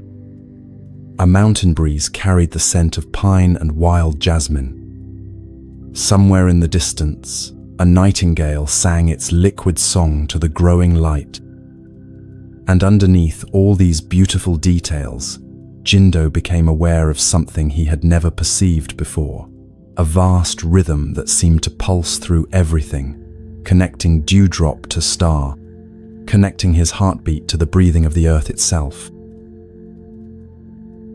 In that moment of profound recognition, when Jindo's individual sense of time dissolved into universal timing, the great bell began to ring. But the sound that emerged was unlike anything he had imagined during his years of eager anticipation. Rather than the dramatic, attention-grabbing tone he had expected, the bell's voice was so perfectly harmonized with the moment that it seemed less like sound and more like silence becoming audible. It didn't break the morning's peace. It revealed the peace that had always been present, hidden beneath the noise of his striving. The bell's tone seemed to come from everywhere and nowhere, as if the entire universe had found its voice. As each resonant wave washed over him, Jindo felt layers of effort and anxiety dissolving like morning mist touched by sunlight. He understood with crystal clarity that the bell had not been waiting for him to become worthy of hearing it. Instead, it had been waiting for him to become quiet enough to recognize that its song had been playing all along, woven into the fabric of every moment he had been too busy trying to improve. When the bell's song finally faded into the morning silence, Jindo found that something fundamental had shifted in his understanding. The awakening he had been chasing so desperately was not a distant goal to be achieved, but a present reality to be recognized. Perfect timing was not something to be calculated or forced, but something to be surrendered to, like a river current that carries us effortlessly when we stop struggling against its flow. From that day forward, Jindo's entire approach to practice transformed. Instead of trying to make things happen according to his timeline, he learned to listen for the natural rhythms that were always present. His meditation became less about achieving particular states and more about aligning with whatever was arising in each moment. His daily activities flowed with an ease that amazed his fellow monks, who noticed that Jindo seemed to be in the right place at the right time with an almost magical consistency. "How did you learn to move with such perfect timing?" a younger monk asked him one day. "You always seem to know exactly when to speak and when to remain silent, when to act and when to wait. It's as if you've discovered the secret of divine timing." Jindo smiled with the gentle humor of someone who has learned that the greatest secrets are often the simplest truths. "I discovered that divine timing isn't something we create," he replied. "It's something we align with. The universe is always moving in perfect rhythm, like a cosmic dance that never stops. Our choice is whether to fight against this dance or learn to move with it. When we stop trying to force our own timing and start listening to the timing that's already present, we discover that we've been dancing partners with perfection all along." Years later, as Jindo became a teacher himself, he would often bring students to sit beneath the great bell. But instead of encouraging them to try to make it ring, he would teach them to listen for the silence between its occasional songs.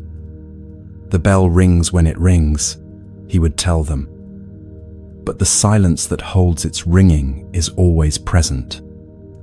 Learn to rest in that silence, and you'll discover that perfect timing is not about when things happen, but about how completely we can be present for whatever is happening now." The great bell continued to ring at its own mysterious intervals, blessing those who happened to be present with its awakening tone. But under Jindo's guidance, students learned that the real teaching was not in hearing the bell, but in developing the quality of listening that could receive its wisdom. They discovered that every moment contains its own perfect timing when met with the right quality of attention, and that the universe is constantly offering awakening to those who are quiet enough to hear it. Here in the Garden of Dissolved Boundaries, as the story of the silent bell settles into your consciousness like seeds finding their season for sprouting, consider the places in your life where you might be trying to force timing rather than flowing with it. What are you attempting to make happen according to your schedule that might be waiting for a different kind of readiness? Perhaps you've been pushing for a relationship to develop faster than its natural pace allows. Maybe you're frustrated with creative projects that aren't unfolding according to your timeline. Or perhaps you're trying to heal emotional wounds or change life circumstances through sheer force of will, growing impatient when transformation doesn't happen as quickly as your mind demands. Like Jindo's discovery beneath the great bell, there might be wisdom in releasing your grip on how and when things should happen. What if the delays you're experiencing aren't obstacles but preparations? What if the universe's timing, which can seem so frustratingly slow, is actually orchestrating synchronicities and readiness that your individual perspective cannot perceive? What if surrendering to natural timing doesn't mean becoming passive, but rather learning to act in harmony with rhythms larger and wiser than your personal agenda. Let this teaching work in your being like a bell that rings not when you demand it, but when you're ready to truly hear its wisdom. Feel how the anxiety about timing might transform into trust in a process that knows more about perfect unfolding than your worried mind ever could. Notice how the desperate pushing might relax into patient alignment with forces that are always working in your favor, even when you can't see their design. The master begins walking again, leading you deeper into the garden where shadows and moonlight dance together like old friends. Jindo's surrender to divine timing prepares you for perhaps the most liberating discovery of all, they say, their voice carrying anticipation of wonders yet to be revealed. Now you will learn how the very thoughts that seem to imprison you can become the wings of your freedom. Come, let us approach the shore where the fisherman's net of thoughts awaits to teach you about the ocean of awareness in which all mental activity swims. The garden path curves around a grove of silver birches, whose leaves whisper secrets in a language older than words. As you follow the master deeper into this realm where boundaries dissolve like sugar in water, the sound of gentle waves begins to reach your ears. Through the trees appears a sight that seems impossible yet perfectly natural within this mystical landscape, a vast ocean that somehow exists within the monastery garden, its waters reflecting not just the moon above but stars from skies you've never seen. The shoreline is made of sand that sparkles with inner light, each grain containing what appears to be a tiny galaxy of swirling luminescence.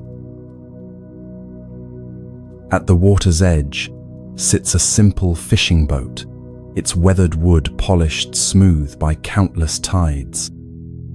Beside it stands a figure who seems as eternal as the ocean itself, an old fisherman whose eyes hold the depth of infinite waters and whose hands move with the patient grace of someone who has learned to work in harmony with forces far greater than individual will. As you approach, you notice something extraordinary about his fishing net. Instead of catching fish, it seems to be pulling up thoughts, actual thoughts that swim and dart through the water like schools of luminescent creatures, each one carrying its own particular frequency of worry, hope, memory, or dream. "Welcome to the shore of consciousness," the master says softly, settling onto a piece of driftwood that seems to have been worn into the perfect shape for contemplation. Here dwells our sixth teaching, perhaps the most practical wisdom you will receive tonight. Listen now to the story of the fisherman's net of thoughts and discover how the mind that seems to trap you can become the very instrument of your liberation. On the mystical island of Mindanao, where the boundary between inner and outer oceans has always been fluid, lived a fisherman named Kai, whose unusual catch had made him both famous and troubled throughout the archipelago. Unlike other fishermen who brought up fish, shells, and seaweed in their nets, Kai's nets consistently caught something far stranger, the actual thoughts of people from villages all along the coast. Each morning when he pulled in his nets, they would be teeming with the mental chatter of thousands of minds, worries about money glowing like anxious orange fish, regrets swimming in murky brown schools, fears darting about like electric eels, and hopes floating near the surface like golden jellyfish. At first, Kai thought this strange gift might be a blessing. Surely understanding what people were thinking could help him serve his community better, perhaps even solve problems before they became serious. But as days turned to months and his nets continued to fill with an endless stream of mental activity, Kai found himself overwhelmed by the sheer volume and intensity of human thinking. The constant flow of other people's thoughts mixed with his own, until he could no longer tell which worries belonged to whom. Sleep became impossible as his mind churned with the accumulated anxiety of entire communities. "I can't bear this burden any longer," Kai confided to his wife, Lynn, whose own thoughts he could see swimming in his net each morning like familiar blue-green fish. "Every day I pull up thousands of thoughts, and they're nearly all the same. Worry about the future, regret about the past, fear about things that might never happen. People's minds are like storms that never cease, and now my mind has become stormy too. I don't know how to find peace in this ocean of constant thinking." Lynn, wise in the way that comes from living close to the sea's rhythms, asked her husband a question that would change everything.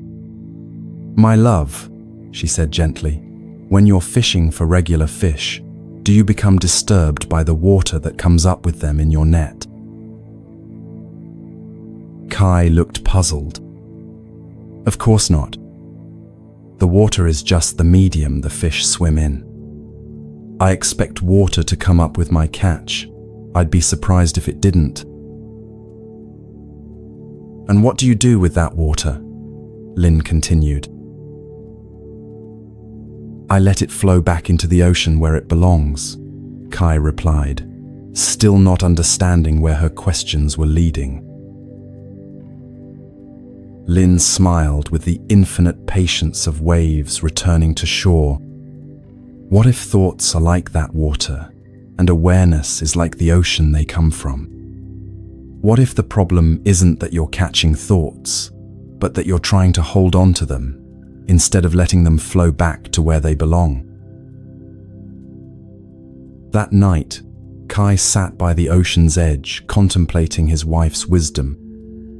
As he watched waves rise from the sea's surface and return to it in endless cycles, he began to understand something profound about the nature of thought and awareness.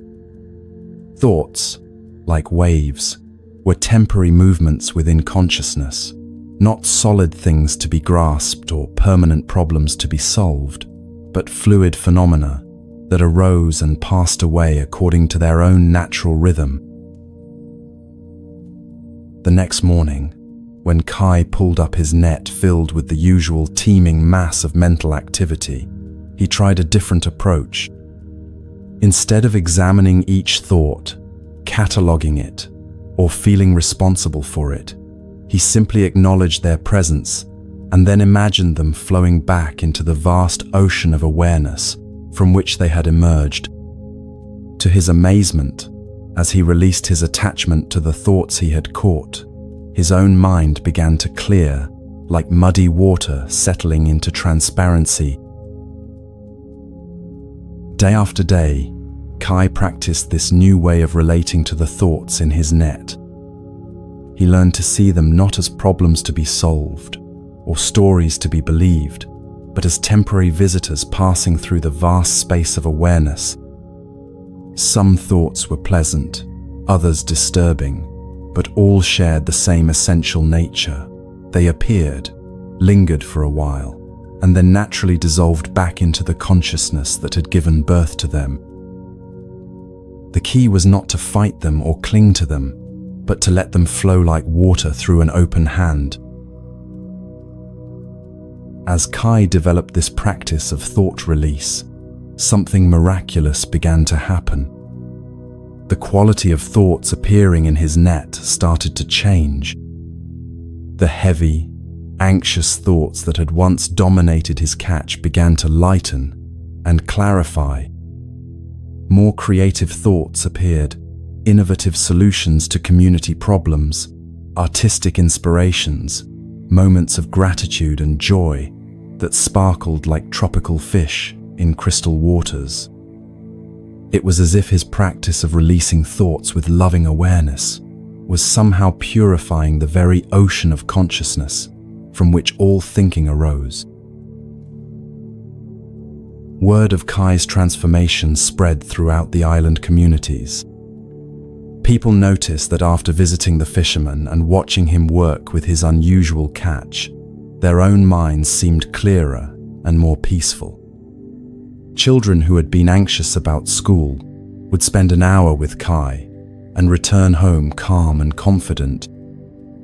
Adults, struggling with depression, would sit by his boat and find their heavy thoughts naturally lightening, like clouds dissipating in sunlight. "How do you do it?" asked a village elder whose chronic worry had plagued him for decades. "How do you help people find peace with their thinking?" Kai smiled and gestured toward his net, which was currently full of thoughts swimming in patterns of light and color. "I don't do anything to the thoughts themselves," he explained. "I simply show them the way back home.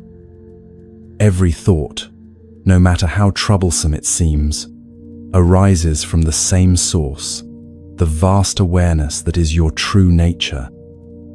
When you stop fighting thoughts or trying to keep them, and instead let them return to that awareness, you discover that you are not your thoughts. You are the ocean in which thoughts swim, the sky through which clouds pass, the silence in which all sounds arise and fade." The village elder watched as Kai gently lifted a particularly dark and heavy thought from his net, what appeared to be someone's deep fear about death.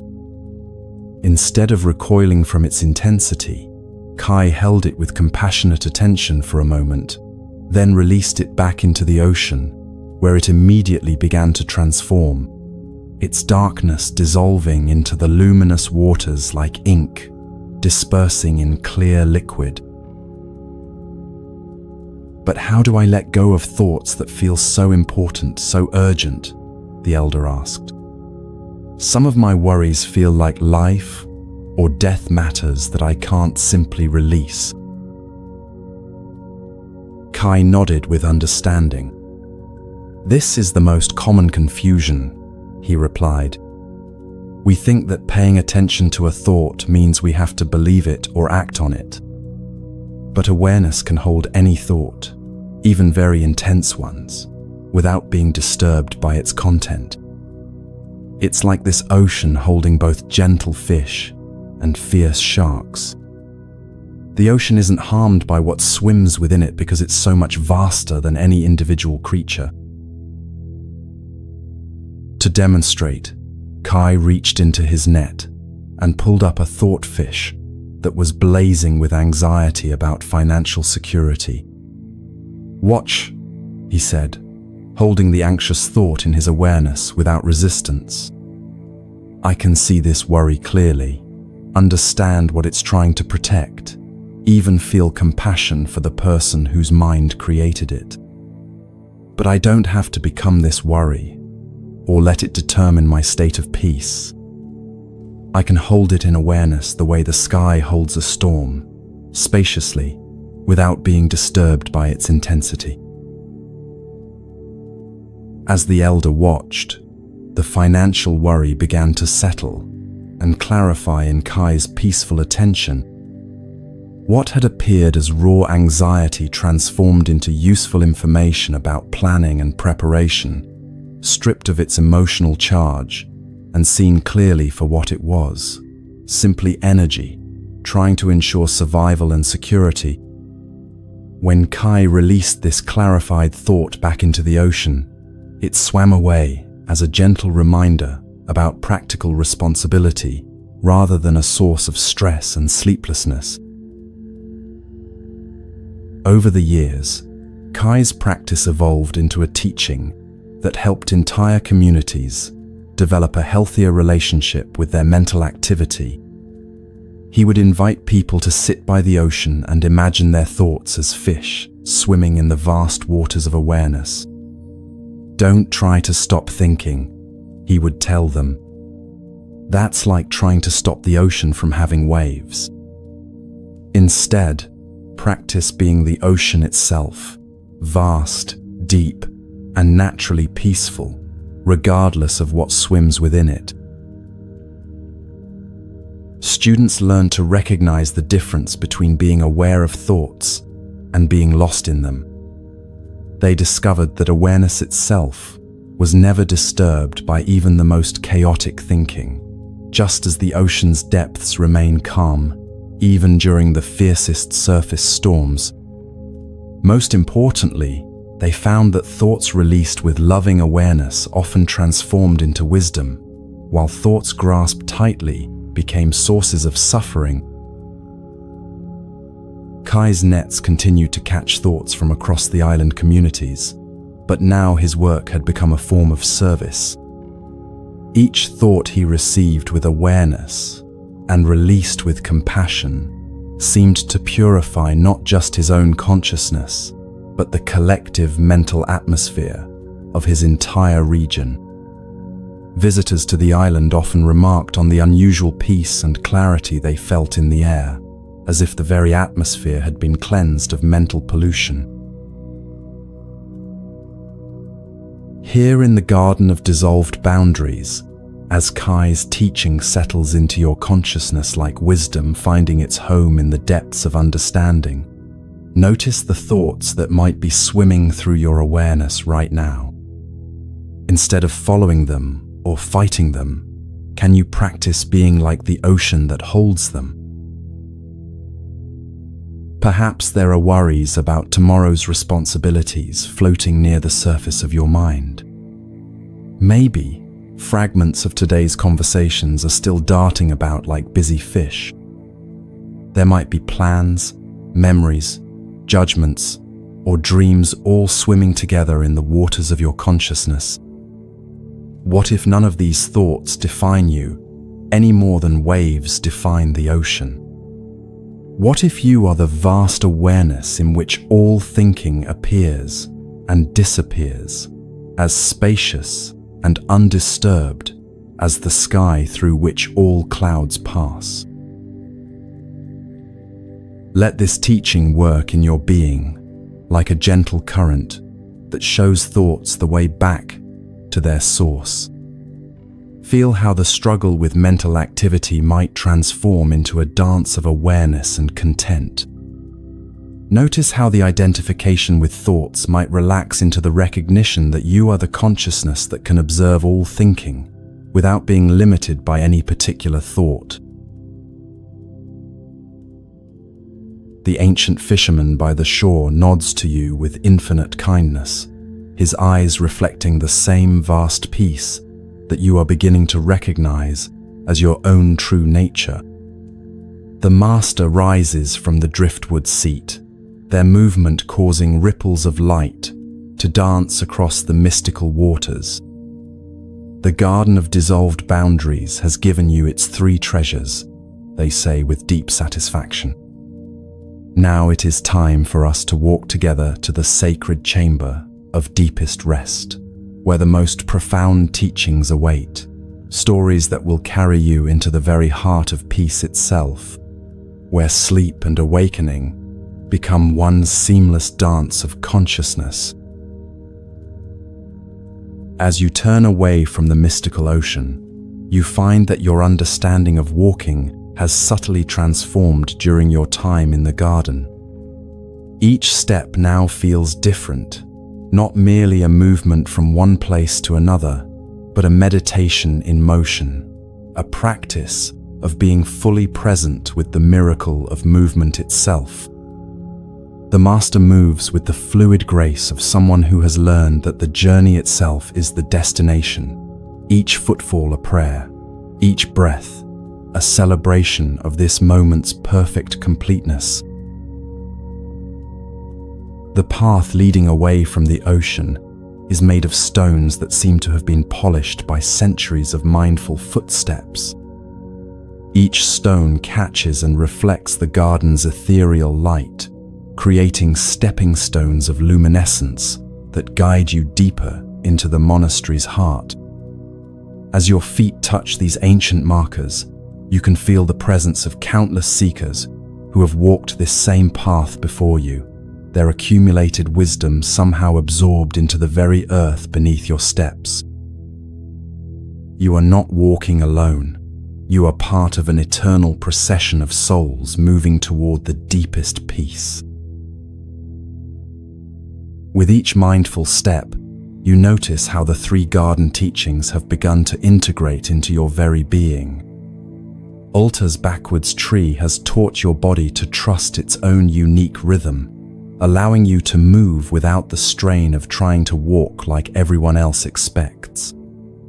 Jindo's discovery with the silent bell has shown your feet how to find their own perfect timing, neither rushing towards some distant goal nor dragging with reluctance. And Kai's wisdom about thoughts flowing like water has freed your mind to simply be present with the sensation of walking, without the usual mental commentary about where you're going or how you're doing. The Master's voice drifts back to you as you walk, soft as evening wind through silk. Notice, they say without turning around, how walking becomes meditation when you stop trying to get somewhere and start being fully where you are with each step. This is the secret that transforms every ordinary activity into a gateway to the extraordinary, complete presence with what is actually happening now. As you continue along the luminous path, the landscape around you begins to shift once again. The garden's wild beauty gradually gives way to something even more profound, corridors that seem to exist both within the monastery's ancient walls and within the depths of consciousness itself. The boundaries between inner and outer space become increasingly fluid, until you're no longer certain whether you're walking through physical hallways or moving through the sacred architecture of your own deepening awareness. The walls around you seem to breathe with gentle light, their surfaces adorned with murals that depict not just scenes from ancient teachings, but somehow reflect the very insights you've been receiving tonight. In one painting, you see Kava by her moonlit lake, but her face holds your own dawning recognition of the inner teacher.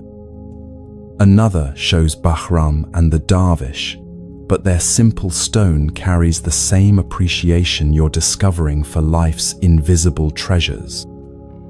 Each image serves as both artistic beauty and living mirror, showing you how these ancient stories have become part of your own journey toward understanding. Your breathing has naturally deepened during this walking meditation, each inhalation drawing in not just air, but the accumulated peace of this sacred space. Each exhalation releases layers of tension you didn't know you were carrying, letting go of the day's accumulated stress, like leaves falling naturally from trees in autumn. The rhythm of your footsteps and breath begin to synchronize, creating an internal symphony that matches the monastery's own subtle harmonies. Ahead, you begin to sense, rather than see your destination, a presence of such profound stillness that it seems to draw you forward like a gentle gravitational pull. The very air grows quieter with each step, not just in terms of sound but in quality, as if approaching a space where even the molecules move more slowly, more reverently. This is the threshold to the sacred chamber of deepest rest, where the monastery's most protected teachings dwell, like ancient guardians of ultimate peace. The master pauses before an archway that seems to be carved from crystallized silence itself.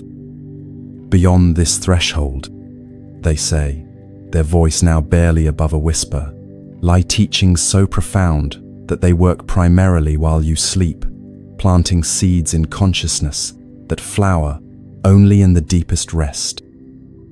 These final stories will carry you into realms where healing happens without effort, where wisdom reveals itself through dreams, and where the very act of sleep becomes a form of awakening.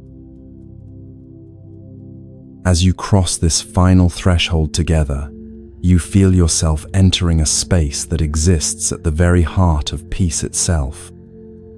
Here, in the sacred chamber of deepest rest, the monastery's most precious gifts await, teachings that will transform your sleep into a journey of profound renewal and your dreams into vehicles of healing wisdom. The walking meditation has prepared you perfectly for this ultimate sanctuary, where movement finally dissolves into perfect stillness, and the last barriers between seeking and finding disappear like morning mist touched by the first rays of dawn. Behind you, the path you've traveled seems to fade into dreamlike memory, while ahead, an ocean of deep rest beckons like the most comfortable bed imaginable. You have arrived at the place where stories become lullabies, where wisdom becomes dreams, and where the boundary between sleeping and awakening reveals itself as nothing more than an invitation to rest in the consciousness that contains them both. The sacred chamber of deepest rest emerges around you like a vast crystalline cave where time itself has learned to move more slowly. The walls curve upward and inward, creating a sense of being held within the gentle embrace of the earth itself. Soft bioluminescent moss provides the only illumination, casting everything in a gentle blue-green glow that feels more like moonlight, filtered through ocean depths, than any earthly radiance. The very air seems thicker here, more nourishing, as if each breath draws in not just oxygen, but pure peace distilled into its most essential form. At the chamber's heart stands a simple meditation cushion placed before what appears to be a window, looking out into infinite space. But as you settle into this sacred seat beside the master, you realize this is no ordinary window. It's a portal into the deepest mysteries of existence itself, where stars are born and consciousness awakens to its own limitless nature. Through this opening, you can see landscapes that exist nowhere and everywhere, realms where the impossible becomes natural and healing happens through the simple act of witnessing. Here, the master whispers, their voice now so soft it seems to arise from the silence itself. We enter the realm where effort dissolves into effortlessness, where trying becomes being, where the very struggle to find peace reveals itself as the only thing preventing its natural emergence. Listen now to the seventh teaching, the story of the mountain that moved itself, and discover how the greatest strength comes not from force, but from alignment with the deepest currents of existence. In the ancient Himalayas, where peaks pierce the sky like fingers reaching toward enlightenment, there stood a mountain named Akhala, whose name meant immovable in the sacred Sanskrit tongue. For millions of years, Akhala had prided itself on its absolute stability, its unwavering presence, its complete resistance to every force that sought to change its position. Through earthquakes that shook the earth to its core, through glaciers that carved valleys from solid stone, through winds that could move entire forests, Akhala remained exactly where it had always been, as solid and unmovable as the very concept of permanence itself. This steadfastness had become Akhala's identity, the source of its strength, and the foundation of its sense of purpose in the cosmic order. Other mountains looked to Achala as the perfect example of what a mountain should be: reliable, constant, unchanging through all the fluctuations of weather and time. "See how Achala stands," they would say to their children, during the violent storms that reshaped landscapes across the region. That is how we maintain our dignity and serve our purpose, by never giving in to any force that seeks to move us from our chosen place. But as eons passed, and Ahala's meditation on immovability deepened, a strange fatigue began to creep into its massive stone consciousness. The constant effort of resisting every current, every tremor, every natural force that flowed around and through the mountain range was becoming exhausting in ways that Achala had never imagined possible. Every earthquake required enormous energy to resist. Every glacier's pressure demanded tremendous focus to withstand. Every seasonal change called for renewed determination to remain exactly the same. What had once felt like natural strength was beginning to feel like an endless battle against the very fabric of existence itself.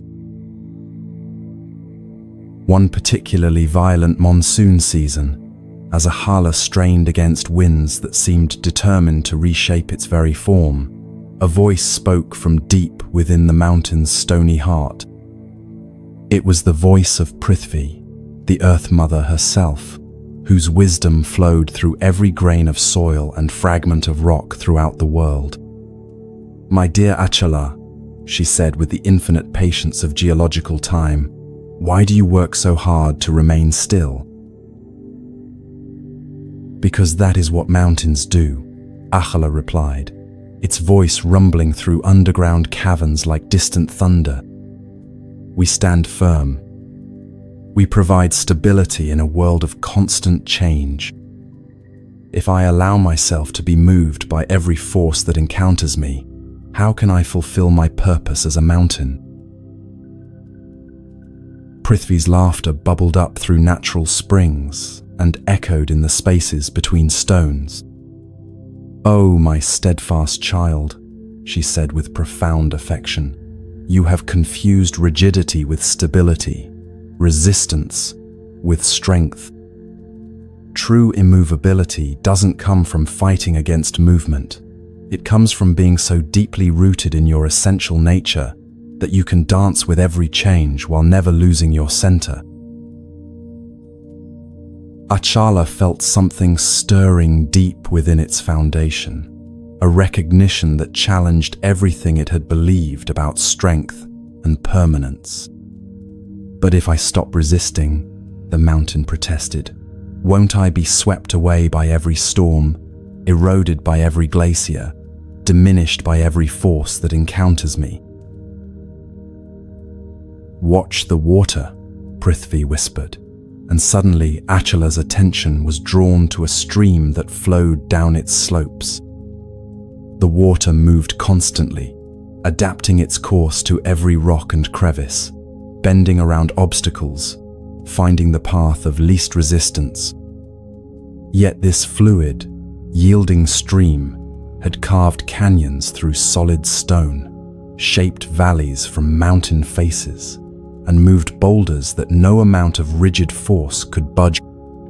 The water's power came not from resistance, but from persistent, gentle alignment with the natural laws of flow.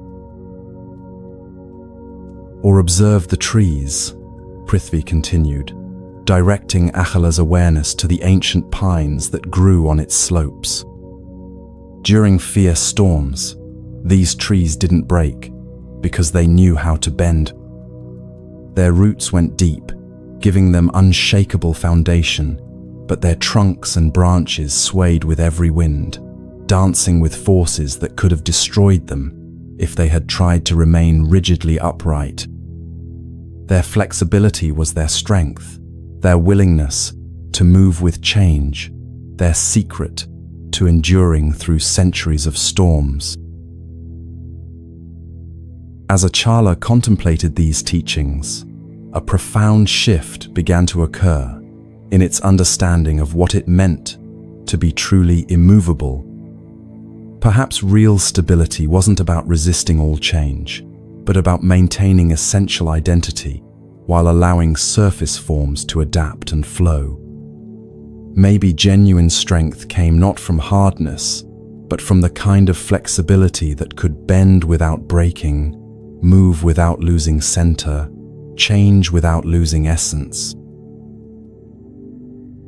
That night, for the first time in millions of years, Achala made a choice that would have seemed impossible to its former understanding. Instead of bracing against the earthquake tremors that rolled through the region, the mountain allowed itself to move with them. Rather than fighting the tectonic forces that sought to shift its position, Achala let itself flow like water, finding a new course. The sensation was initially terrifying. After eons of rigid resistance, this fluid movement felt like dissolution itself. But as Achala surrendered to the natural forces moving through the earth, something miraculous occurred.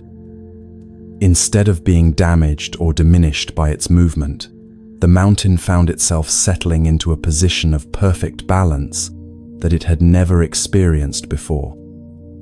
The new location felt so naturally right, so harmoniously aligned with the geological currents flowing through the region, that Achala realized it had been fighting against its own optimal position for countless ages. By allowing itself to move, it had found a stability far deeper than anything it had achieved through resistance. The other mountains watched in amazement as Achala's transformation unfolded. What they witnessed wasn't the collapse of their most reliable landmark, but the emergence of something even more impressive, a mountain that could maintain its essential mountainous nature while moving in perfect harmony with the purse. Forces that shaped the landscape. Achala had become like a master dancer, so perfectly attuned to the music of geological change that its movements enhanced rather than diminished its majestic presence. "How is this possible?" asked Davala, a nearby peak that had always admired Achala's former immobility. "How can you move and still be a mountain? How can you change position and maintain your dignity?" "I discovered," Achala replied, its voice now carrying a new quality of ease and flow, "that true immovability was never about my physical position. It was about my unshakable connection to the essence of what I am. When I stopped confusing my location with my identity, I found that I could move anywhere while remaining absolutely myself. The immovable aspect of a mountain isn't its coordinates on a map, it's the consciousness that observes all positions while being limited by none." As years passed, Achala's new way of being began to influence the entire mountain range. Peaks that had spent eons struggling against geological forces learned to dance with tectonic movements, finding positions of greater harmony and beauty. The landscape itself became more fluid and alive, constantly reshaping itself in response to natural forces, while maintaining its essential character as sacred high ground reaching toward the heavens. Pilgrims who came to meditate in the Himalayas noticed something different about the mountains in Achala's region. These peaks seemed to embody a teaching that words could never capture. They demonstrated how to be absolutely stable, in essence, while completely fluid in form. Visitors would often report profound insights about the nature of identity and change, understanding at a cellular level that their own true nature was like Achala's discovery, unshakable awareness that could flow through any experience without being disturbed by surface modifications. A sage who had spent decades studying the relationship between permanence and change came to dwell at Achala's base for a final period of contemplation. "Wise mountain," he said during his daily meditation practice, "you have solved the great paradox that has puzzled philosophers for generations. How does one remain unchanged while embracing change? How does one maintain identity while allowing transformation?" Ahala's response came not in words, but through a demonstration. During the sage's meditation, the mountain gently shifted its position, not dramatically, but with the fluid grace of someone adjusting their posture to find perfect comfort. Yet, even as its form moved, the sage could sense that the mountain's essential presence remained absolutely constant. The consciousness that was Ahala-ness didn't change by a single degree, even as the physical manifestation of that consciousness found new expression in space and time. "I am always myself," came Ashala's inner teaching, regardless of where I stand. Movement and stillness are both expressions of the same unmoving awareness. Change and permanence dance together in the space of consciousness that I am. When you discover what in you never moves, you become free to move in any way that serves the highest good.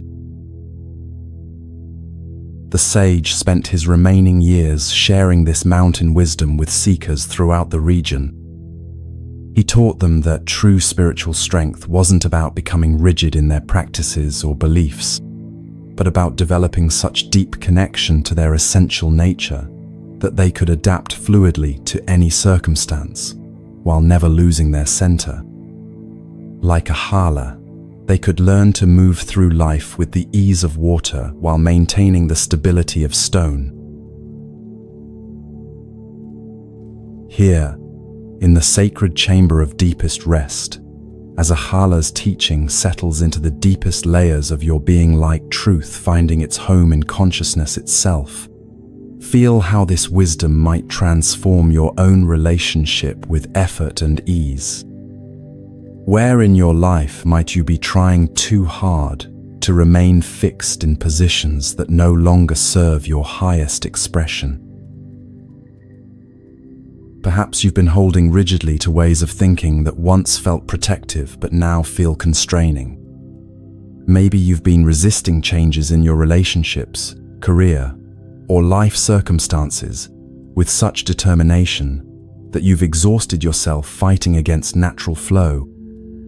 Or perhaps you've been afraid that adapting to new situations might somehow compromise your authentic self, not realizing that your true nature is fluid enough to express itself beautifully in any form. Let Achala's discovery work in your consciousness, like underground springs finding new channels to flow. Feel how the struggle to control and resist might relax into trust in your own unshakable essence. Notice how the fear of change might transform into excitement about new ways your authentic self might express its creativity and wisdom. Allow the recognition to dawn that you can be completely yourself in any situation, any location, any stage of life, that your true, immovable nature is the awareness that observes all change while being touched by none. The Master's presence beside you has become so subtle it's more like a gentle warmth than a physical form. Achala's teaching of effortless being prepares you for an even deeper mystery, they whisper, their voice now indistinguishable from the silence that holds all sound. In the next story, you will discover how the very fabric of your dreams can become a weaving ground for healing and transformation.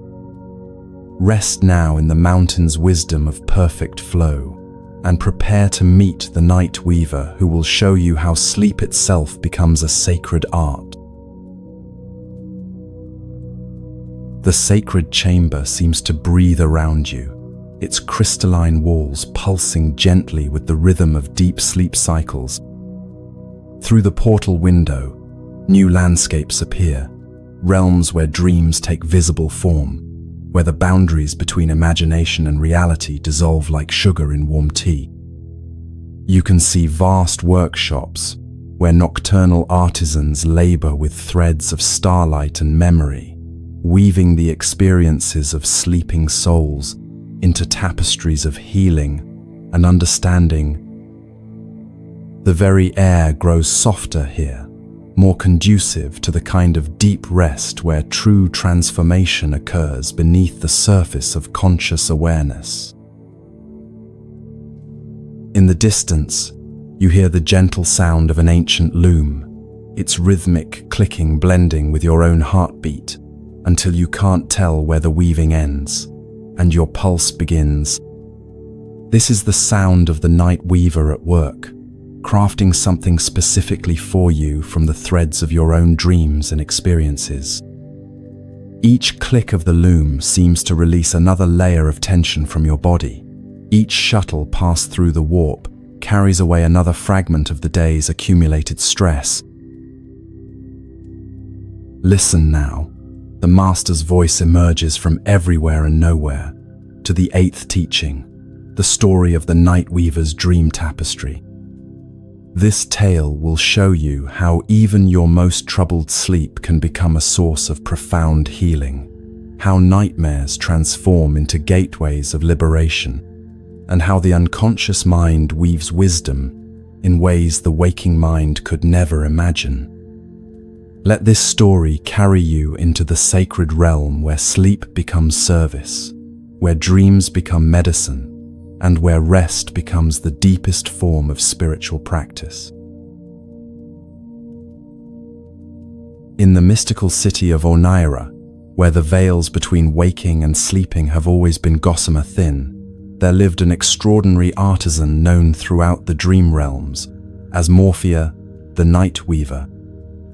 Her workshop existed in the liminal space between consciousness and sleep, accessible only to those who had learned to navigate the twilight regions of awareness, where thoughts become images and emotions take on the substance of silk.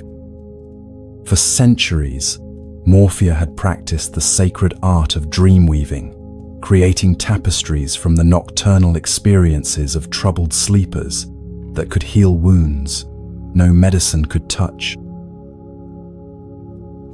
Each night, as the world settled into sleep, Morphia would feel the pull of countless dreamers whose rest was disturbed by unresolved pain, recurring nightmares, or traumas that played out endlessly in their unconscious minds.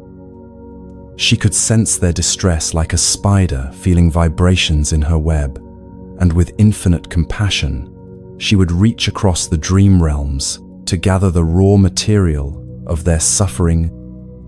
What appeared as terrifying nightmares to the dreamers revealed themselves to Morphia's trained perception as threads of pure potential, dark fibers that could be transformed into the most healing and beautiful patterns. Her ancient loom was unlike any earthly weaving device. Carved from wood that grew only in the deepest dreams, strung with silver threads that held the essence of peaceful sleep, it could take the chaotic energy of nightmares and reorganize it into tapestries of stunning beauty and profound therapeutic power.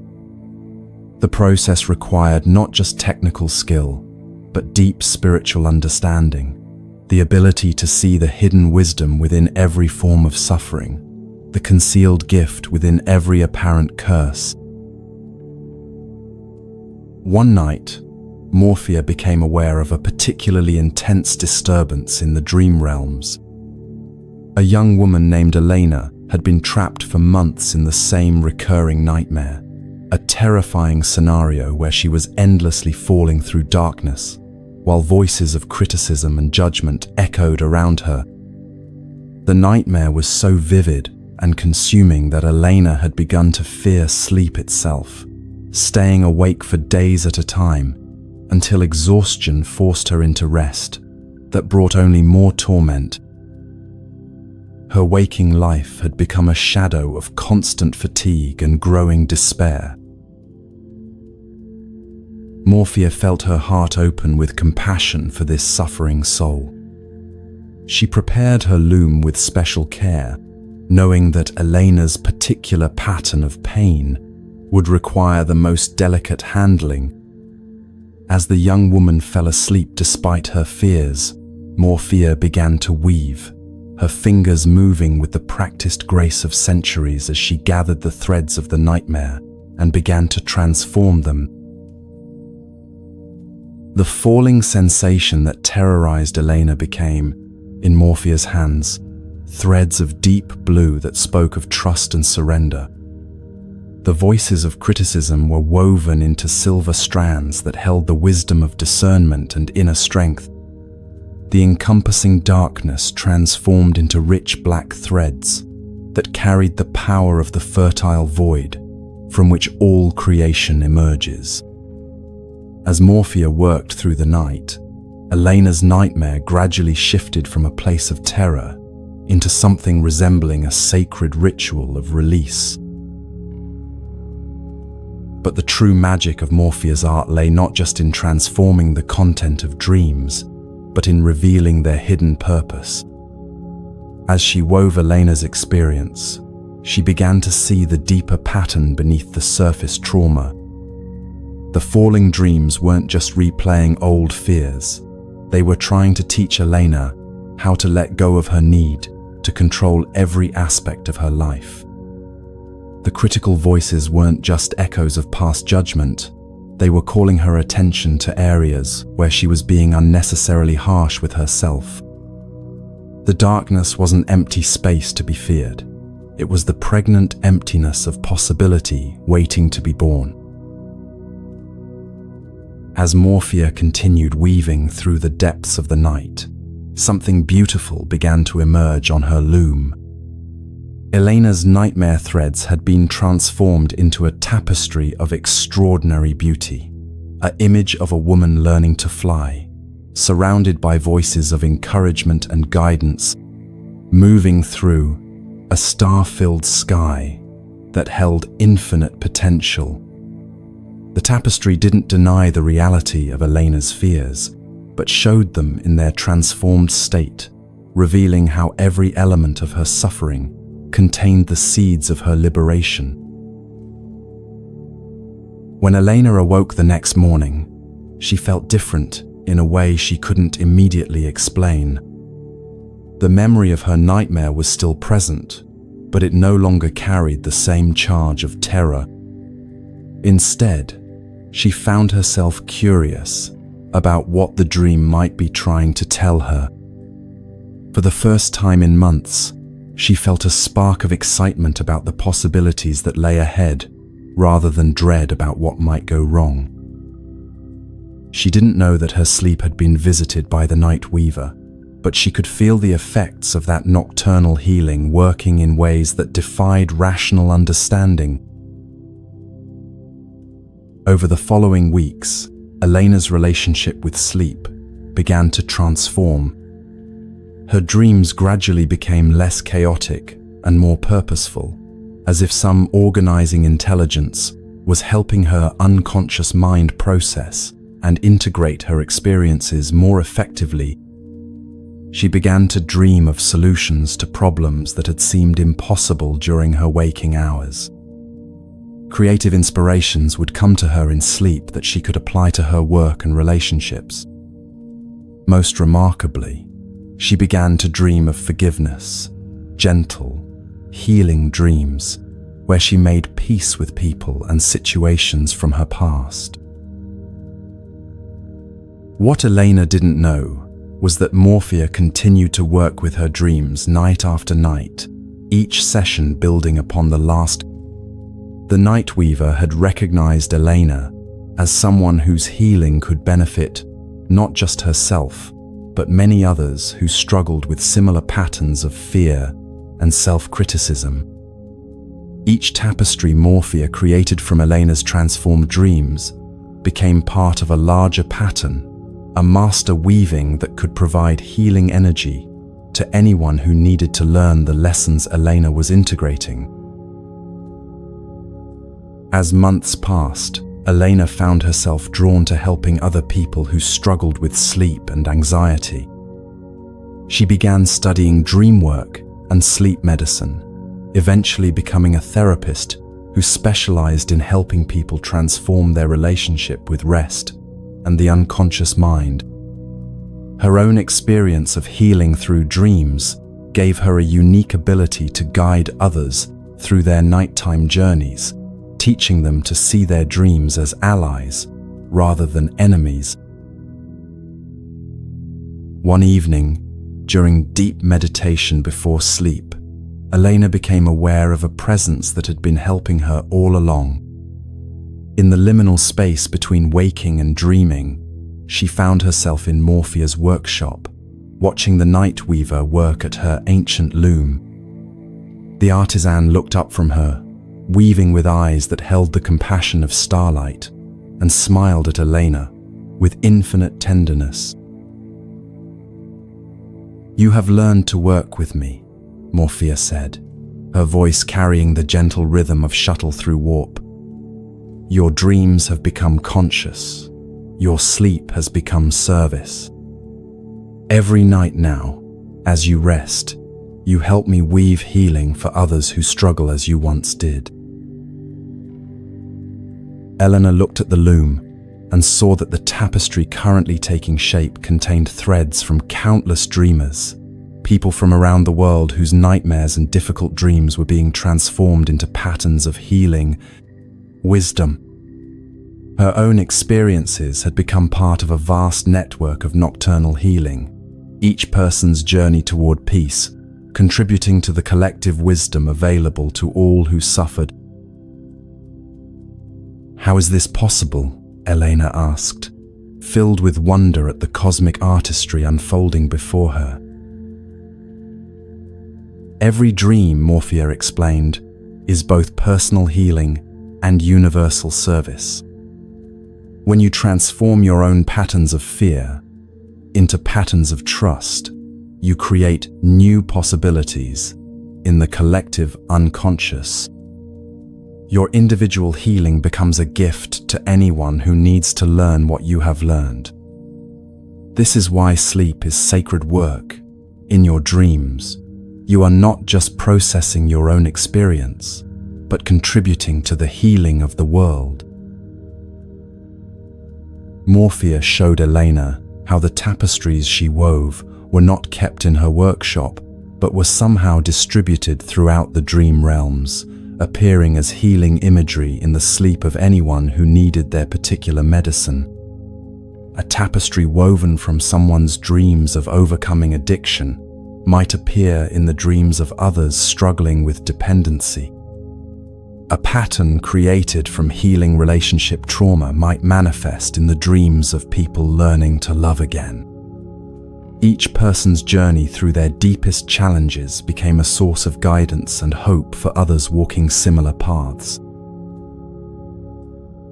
"But what about nightmares that seem too dark to transform?" Elena asked, thinking of some of the more disturbing dreams she had witnessed in her therapeutic work. Morphia smiled with the patience of someone who had worked with every form of human suffering.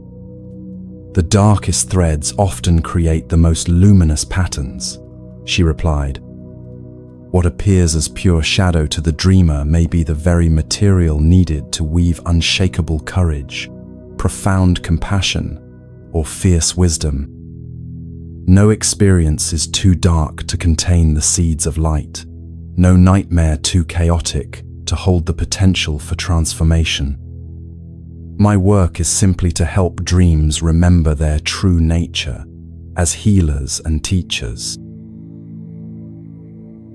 As Elena's vision of the workshop began to fade with the approach of deeper sleep, Morphia offered her a final gift. "From now on," the night weaver said, "you will remember that every night is an opportunity for healing, not just for yourself, but for all beings. Your sleep becomes prayer, your dreams become service, your rest becomes a contribution to the healing of the world. Trust the process, surrender to the weaving, and know that even your most troubled sleep is being transformed into medicine for the world's pain." Elena awoke the next morning with tears of gratitude on her cheeks and a profound sense of purpose flowing through her entire being.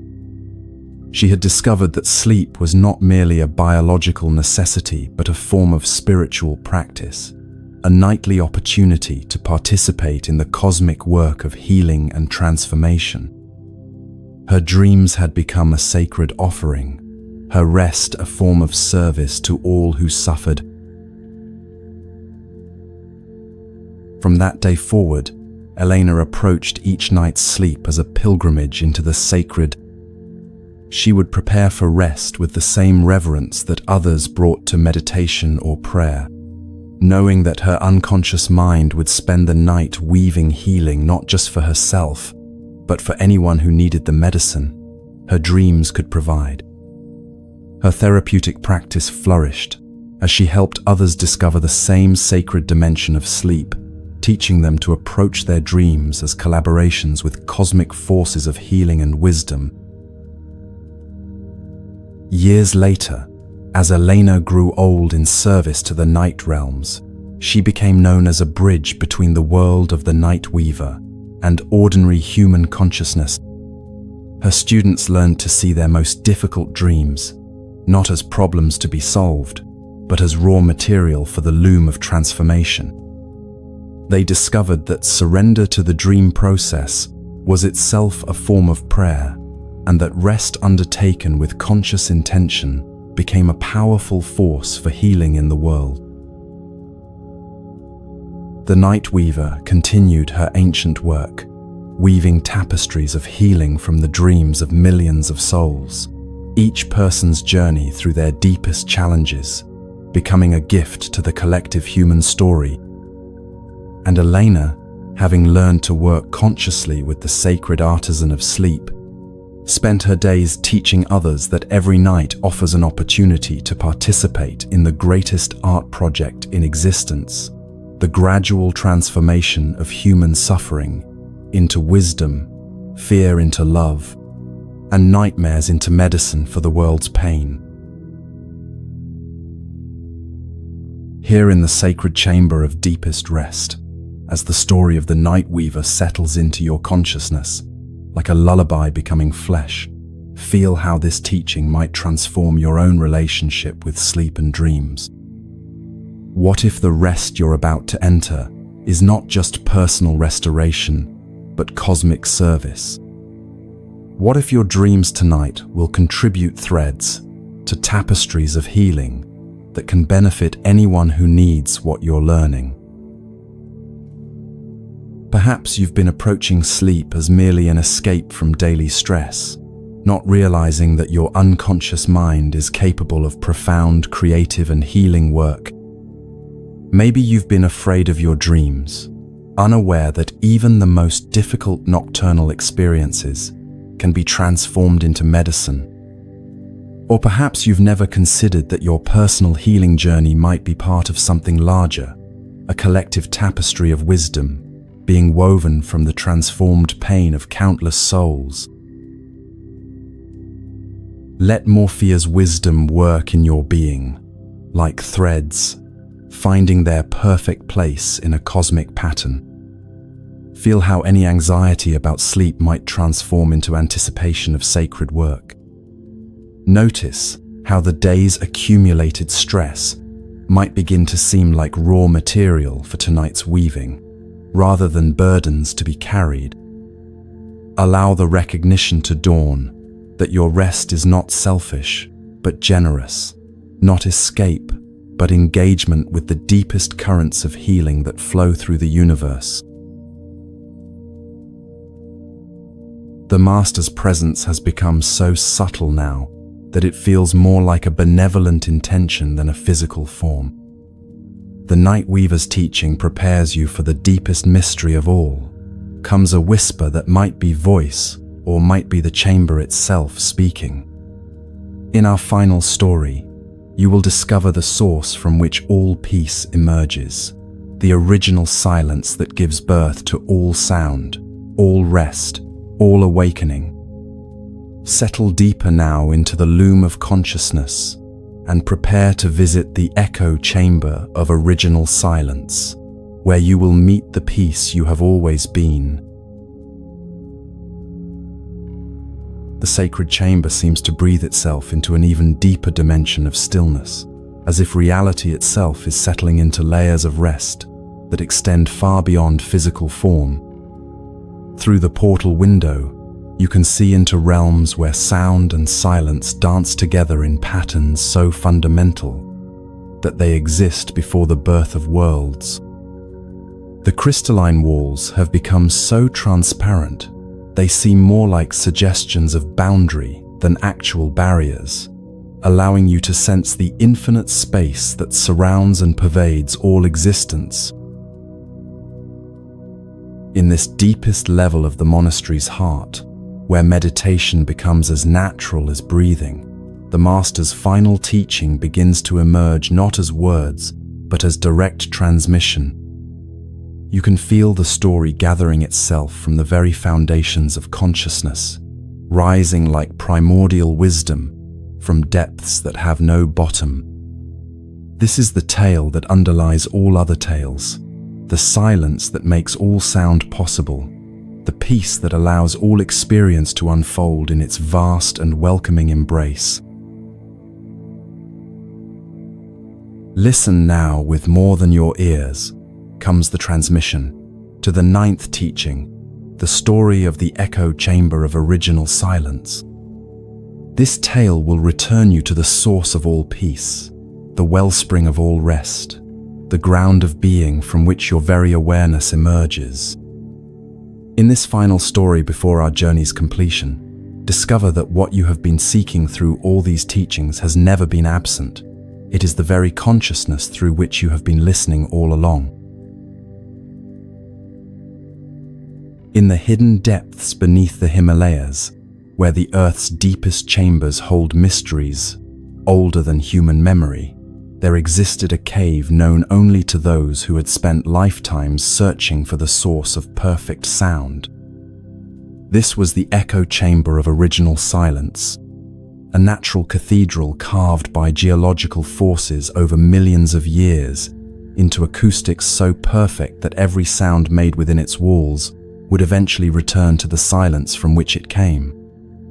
Masters of sound healing would travel across continents hoping to find this legendary space, believing that whoever could create the perfect tone within its walls would unlock the secret of ultimate peace. Among these seekers was a devoted practitioner named Shabda, whose name meant sacred sound in the ancient Sanskrit tongue.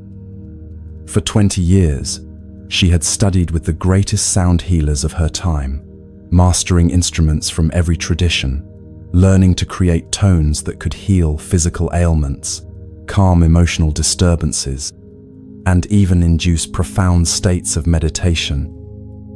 Her voice could carry listeners into realms of transcendence. Her singing bowls could restore harmony to the most chaotic minds, and her understanding of vibrational healing was recognized throughout the spiritual communities of Asia. Yet despite all her mastery, Shabda felt that something essential remained just beyond her reach. There must be one perfect sound, she often told her students, a tone so pure and complete that it contains all other sounds while transcending them.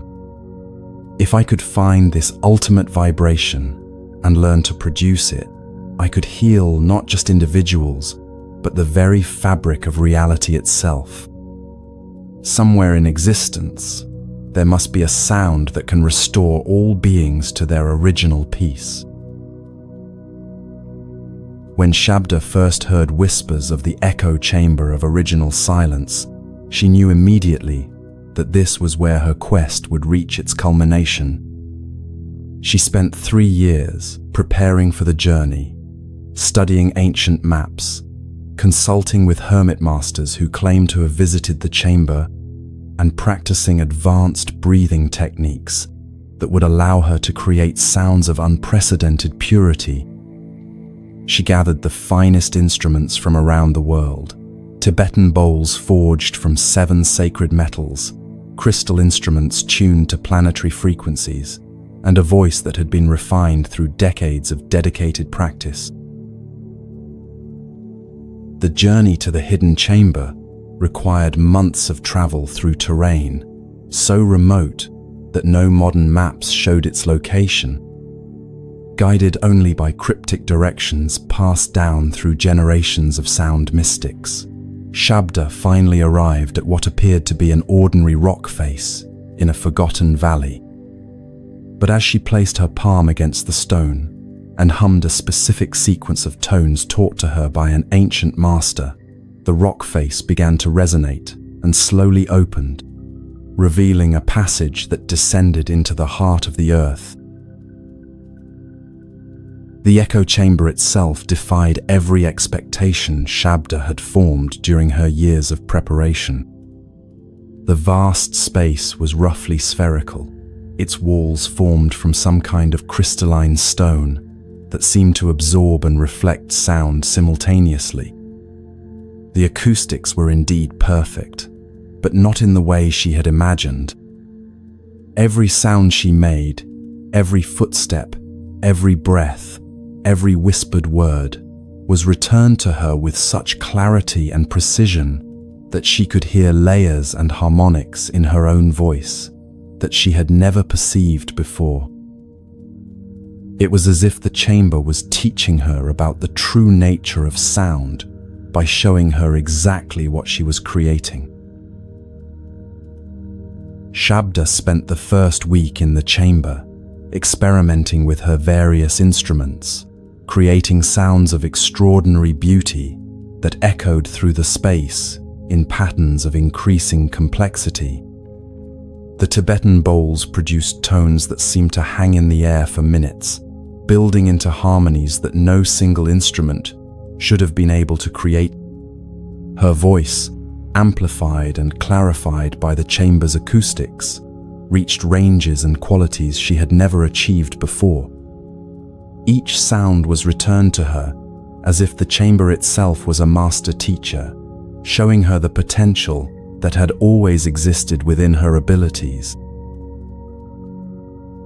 But as days passed and Shabda continued to create increasingly perfect sounds, she began to notice something that challenged her fundamental assumptions about her quest. No matter how beautiful or healing the tones she produced, no matter how perfectly they resonated within the chamber's walls, they all eventually faded into the same profound silence. This silence wasn't merely the absence of sound, it was a living presence, a fullness so complete that it made every sound possible while remaining utterly untouched by any vibration. As Shabda sat in this silence between her sound experiments, she began to realize that what she had been seeking wasn't another sound, no matter how perfect.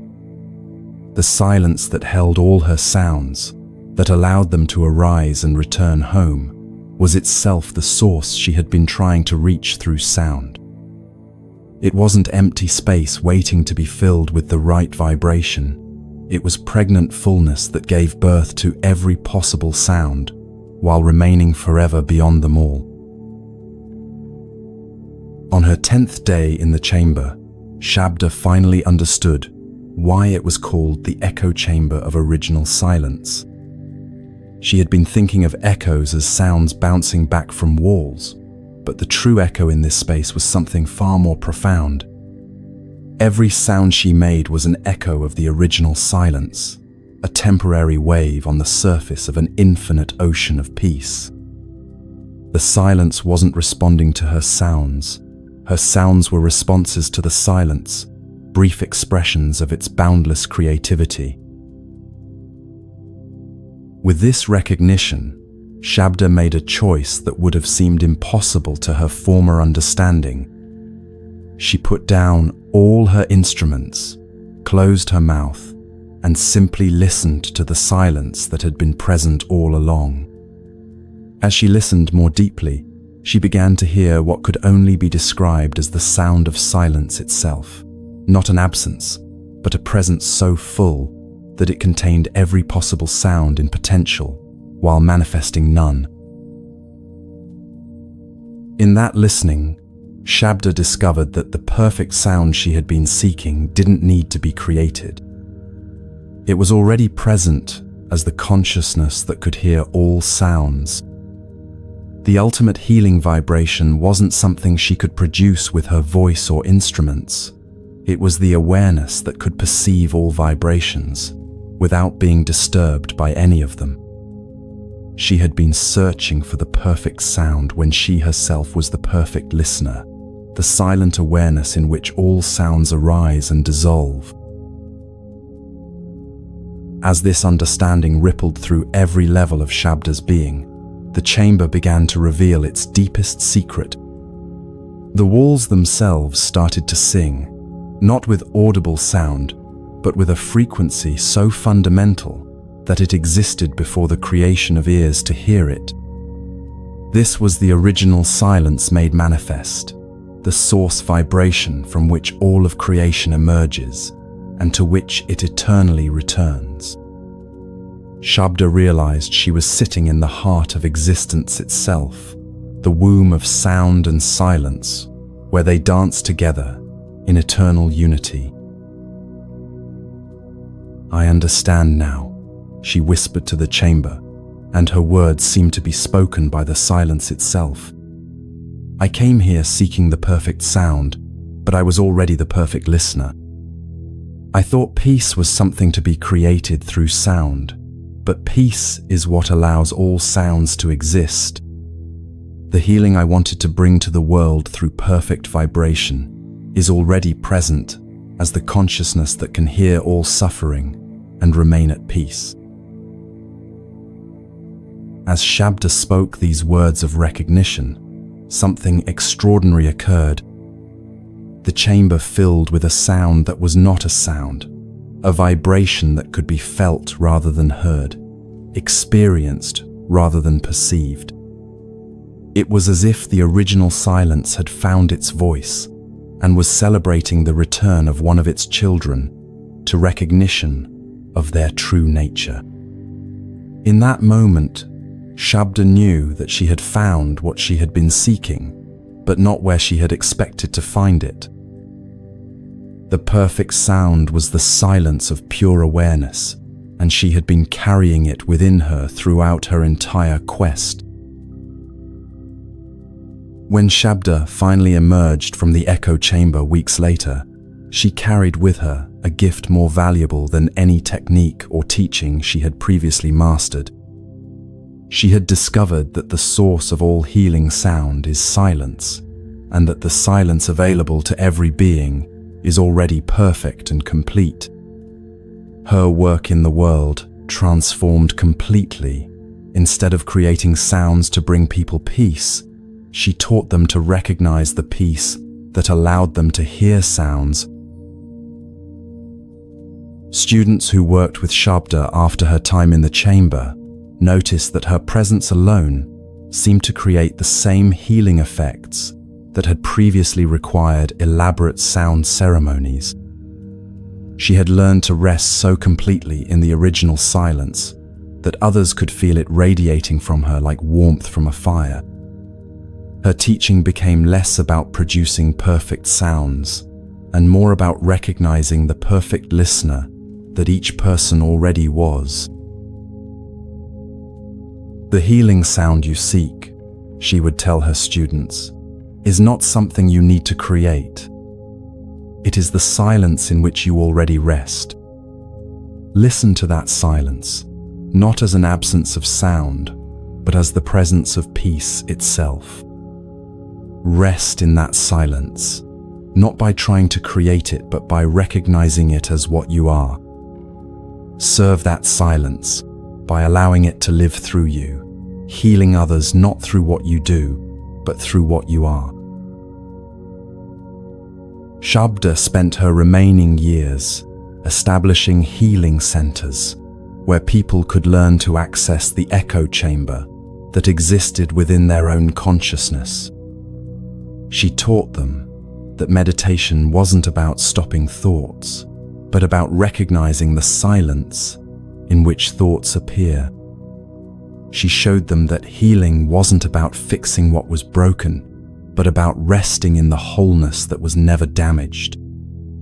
Most importantly, she helped them discover that the peace they sought through spiritual practice was already present as the awareness that could seek anything. The echo chamber of original silence continued to call to seekers from around the world, but those who found it after Shabda's time discovered something she had helped make possible. They found that the chamber existed not just in the hidden depths of the Himalayas, but in the deepest recesses of their own consciousness. The perfect acoustics that returned every sound to silence were available in the space of awareness that held all their experiences. The original silence that gave birth to all sounds was the very consciousness through which they experienced life. And so the echo chamber's greatest secret was revealed. It had never been a place to be found, but a recognition to be had. The original silence wasn't hidden in remote caves, but was present as the background of every moment, the space in which all experience unfolds. The perfect sound wasn't a vibration to be created, but the awareness that can hear all vibrations while being touched by none. The healing that seekers hoped to bring to the world through their practice was already radiating from the silence of their own true nature. Here in the sacred chamber of deepest rest, as Shabda's discovery settles into the very foundations of your being like truth, finding its eternal home, feel how this final teaching completes the journey you have taken tonight. The echo chamber exists here, now, as the consciousness through which you have been listening to all these stories. Notice the silence that has been present between every word, holding every teaching, allowing every insight to emerge and dissolve. That silence isn't empty space. It's your own true nature, the awareness that makes all experience possible. The peace you have been moving toward through these stories was never absent. It is what allowed you to hear them, what holds them, what you are. Let this recognition work in your consciousness, like the original vibration, finding its own echo. Feel how all seeking might relax into being, all effort might dissolve into presence, all movement toward peace might resolve into the stillness you have never left. You are the echo chamber, the original silence, the perfect listener that all these teachings have been pointing toward. The Master's presence, now indistinguishable from your own deepest awareness, offers one final whisper before the journey reaches its completion. The teachings are complete, but the silence that contains them is eternal. Rest now in what you have always been, and let this recognition carry you into the deepest peace, where sleep and awakening reveal themselves as one consciousness appearing as two experiences. Yet even as these words settle into the infinite silence of your being, one final story emerges from the depths of compassion itself. This is not a teaching you need to receive, but a gift you are ready to give.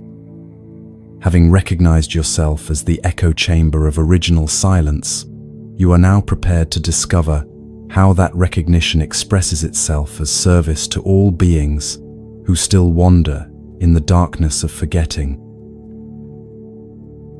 Through the crystalline walls of the sacred chamber, a new vista appears, not another realm to visit, but a reflection of how consciousness appears when it knows itself fully.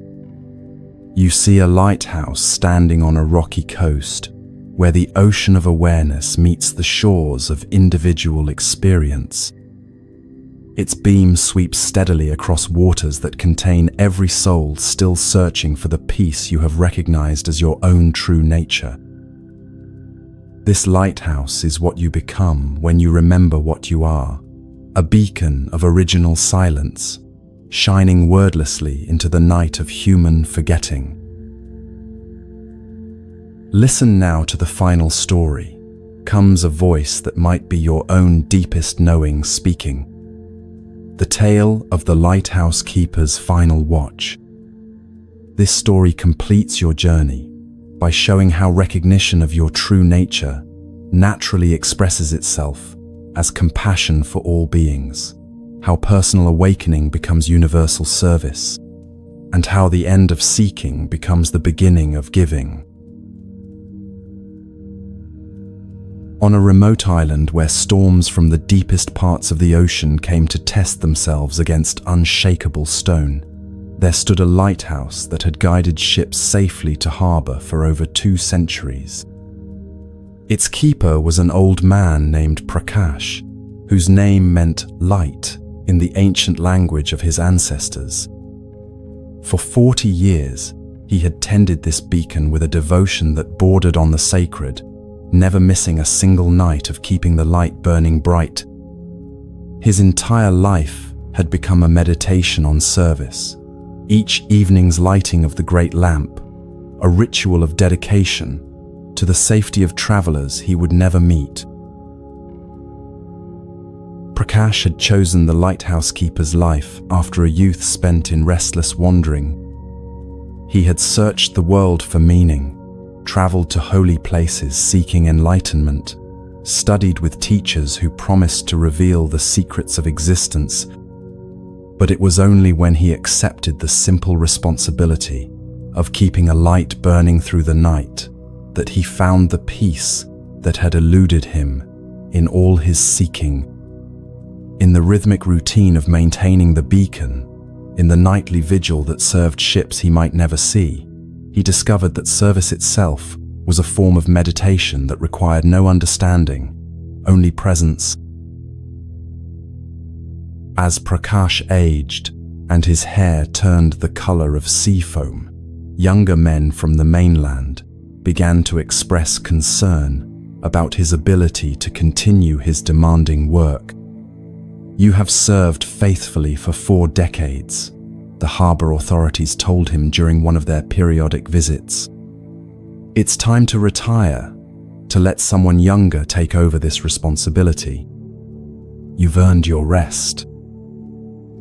But the thought of leaving his post filled Prakash with a deep unease that he couldn't articulate. "What will happen to the ships that depend on this light?" he asked the officials. "How can I be sure that someone else will tend it with the same dedication? There are nights when the storms are so fierce that only someone who truly understands the responsibility would keep the light burning. What if I leave and the light fails when it's needed most?" The harbour master, a practical man who had grown fond of the old keeper over the years, tried to reassure him. "Prakash, we will find someone reliable. The light will continue to shine. You cannot carry this responsibility forever. At some point, you must trust that the service you have given has been enough."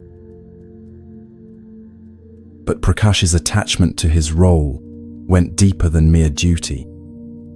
Over 4 decades of tending the lighthouse, his identity had become completely intertwined with his service.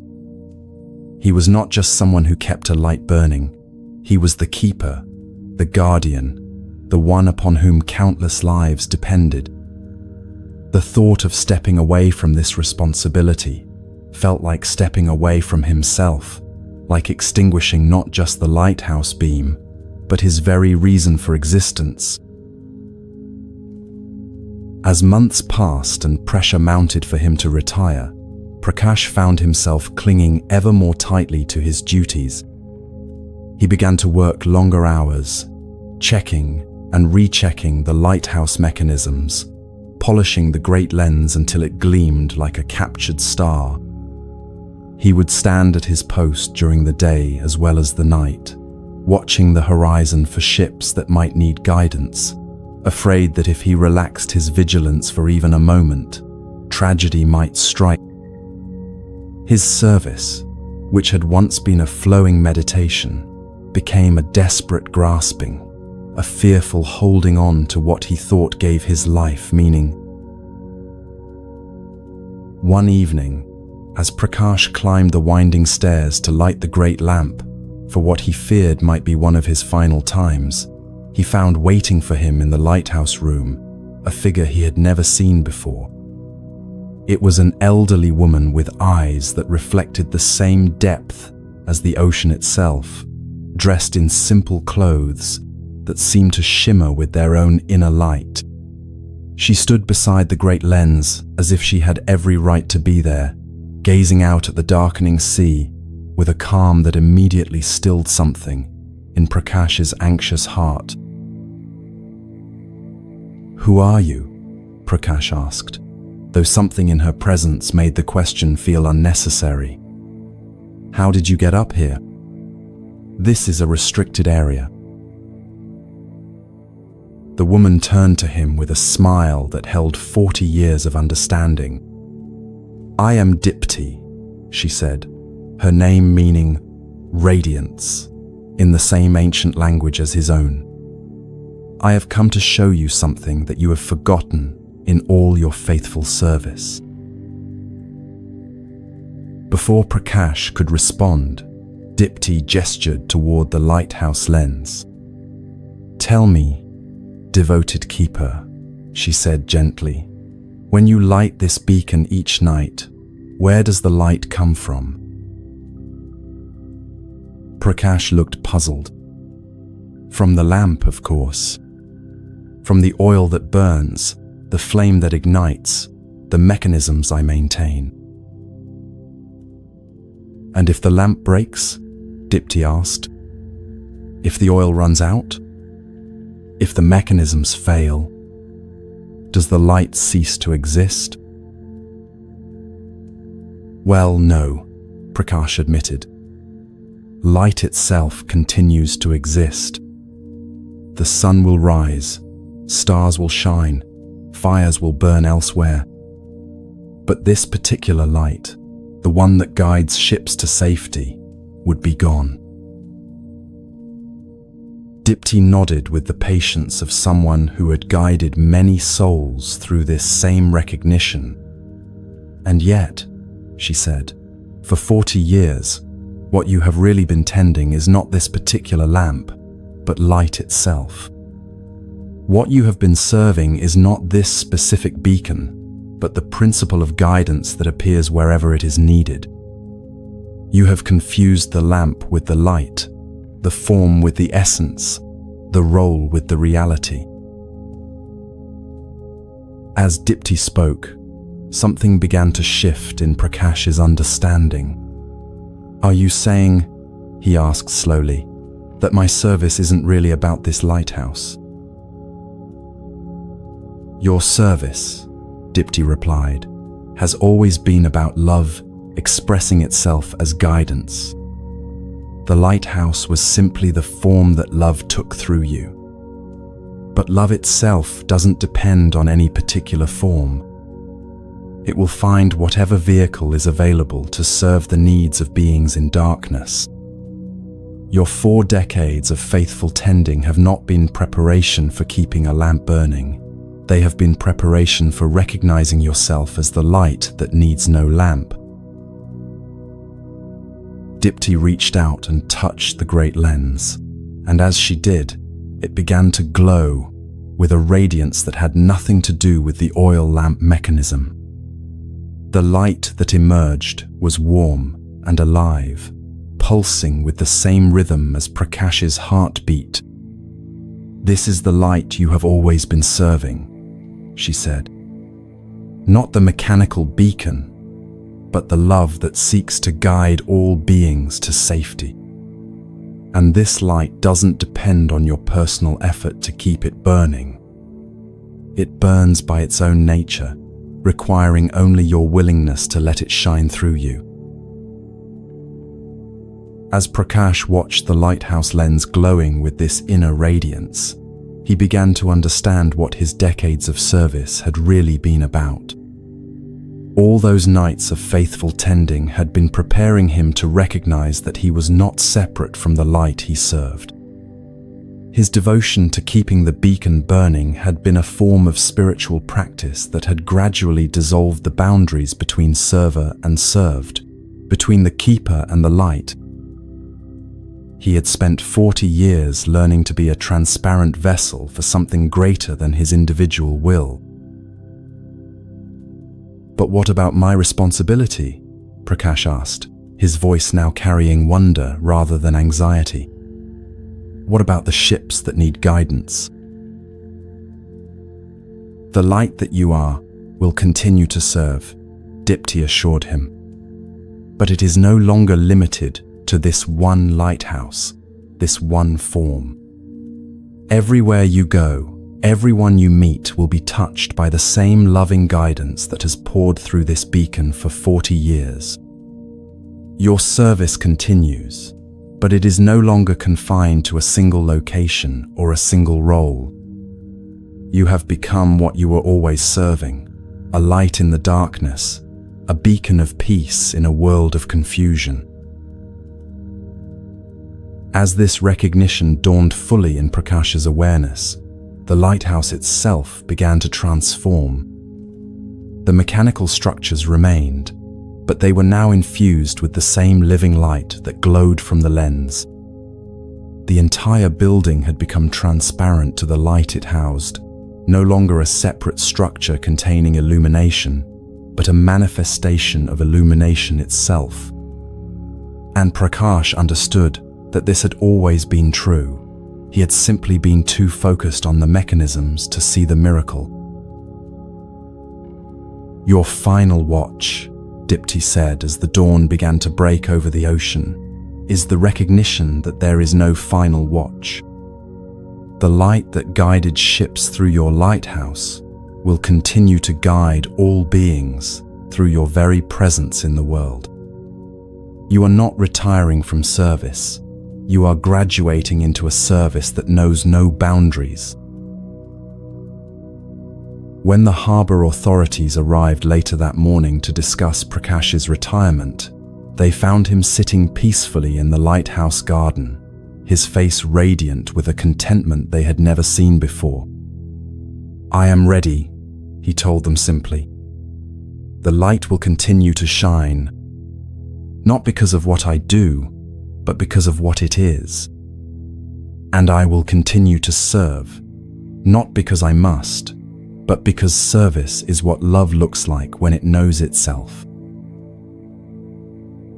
Prakash's successor was amazed to discover that the lighthouse seemed to run itself with unusual smoothness. The mechanisms required less maintenance than expected, the lens stayed remarkably clean, and the light seemed to burn with an intensity that exceeded its technical specifications. Sailors reported that the beacon appeared brighter and more welcoming than ever before, as if the lighthouse itself had learned something about its true purpose. As for Prakash, he spent his remaining years traveling between coastal communities, offering guidance to lighthouse keepers and harbor workers, teaching them that their service was a form of meditation, their vigilance, a type of prayer. But more than his words, it was his presence that taught, the unmistakable radiance of someone who had discovered that the light they served was not separate from their own true nature. Wherever he went, people found themselves naturally inspired to serve with greater devotion, not from duty, but from the recognition that service is how love expresses itself in the world. And the lighthouse continued to guide ships safely to harbor, no longer dependent on any individual keeper, but sustained by the collective love of all who served its purpose. It had become what every true lighthouse is meant to be, not a monument to individual effort, but a manifestation of the eternal light that shines wherever beings are willing to serve something greater than themselves.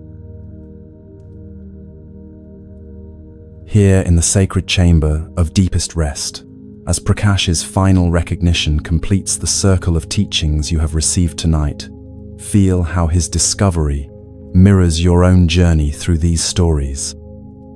You began seeking peace, wisdom, and understanding, but what you have found is that you are the awareness in which all peace, wisdom, and understanding appear. Like Prakash discovering that he was not separate from the light he served, you are recognizing that you are not separate from the consciousness you have been exploring. The monastery you have journeyed through exists within your own awareness. The master who has guided you is your own deepest wisdom. The peace you have been moving toward has been the very consciousness through which you have been moving. And now, like the lighthouse keeper graduating into boundless service, your journey into deeper understanding becomes a natural expression of compassion for all beings still searching for what you have recognized. Your rest tonight will be more than personal restoration. It will be a beacon of peace radiating into the collective unconscious, a lighthouse of consciousness, shining for all who still wander in the darkness of forgetting their true nature. Let this final recognition settle into your being, like light finding its perfect reflection. You are both the seeker and the sought, the server and the served, the beacon and the light itself. In recognizing this, your spiritual journey doesn't end. It transforms from seeking to being, from effort to effortlessness, from personal practice to universal service. The 10 teachings are complete, but their essence lives on as your own awakened presence in the world. Rest now in this recognition, and let your sleep be both the deepest rest and the most profound service, a living demonstration that the peace all beings seek is available here, now, as the very consciousness through which they search. As the final story settles into the infinite silence of your being, the sacred chamber begins to reveal its ultimate secret. The crystalline walls slowly fade, not into darkness, but into the recognition that they were never separate from the consciousness observing them. The portal window expands until it encompasses everything, showing you that all the realms you visited tonight exist within the vast space of your own awareness. The Master's presence, which has grown more subtle with each teaching, now completes its transformation. You understand with perfect clarity that this wise guide was never separate from your own deepest knowing.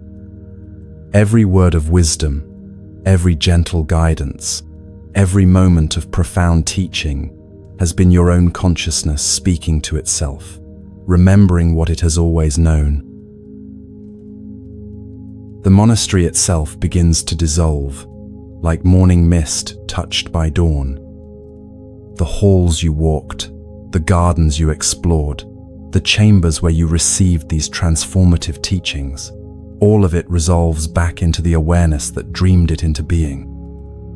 You see now that the Midnight Monastery was never a place you traveled to, but a recognition you traveled through.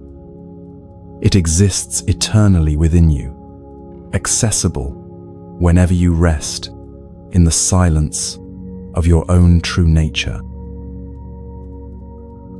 As this recognition completes itself, you find yourself exactly where you began this journey, resting comfortably, held by whatever supports you. But you are not the same consciousness that started this pilgrimage. You have awakened within the dream of seeking to the reality of being. The peace you traveled so far to find was never absent. It is what you are, have always been, and will always be. Your breathing has become the rhythm of the universe itself. Your heartbeat drums the ancient song that calls all beings home to themselves. As sleep approaches, it comes not as unconsciousness, but as conscious rest in your own infinite nature. Every dream that visits you tonight will be a teaching, every moment of rest a prayer, every breath a blessing for all who still search for the peace you have remembered. From Moonmine Temple, we offer this final gift. May your sleep be profound and transformative. May you rest as the light that needs no keeping, the peace that requires no seeking, the love that knows no boundaries. And may you awaken refreshed not just in body and mind, but in the recognition of who you truly are, the very consciousness in which all experience unfolds, the eternal awareness that is the source and destination of every spiritual journey. The Midnight Monastery's gates remain forever open within you. Return whenever you need to remember what this night has revealed. You are the teacher you sought, the peace you needed, the love you desired. Rest now in this truth, and let it carry you into the deepest sleep and the brightest dawn.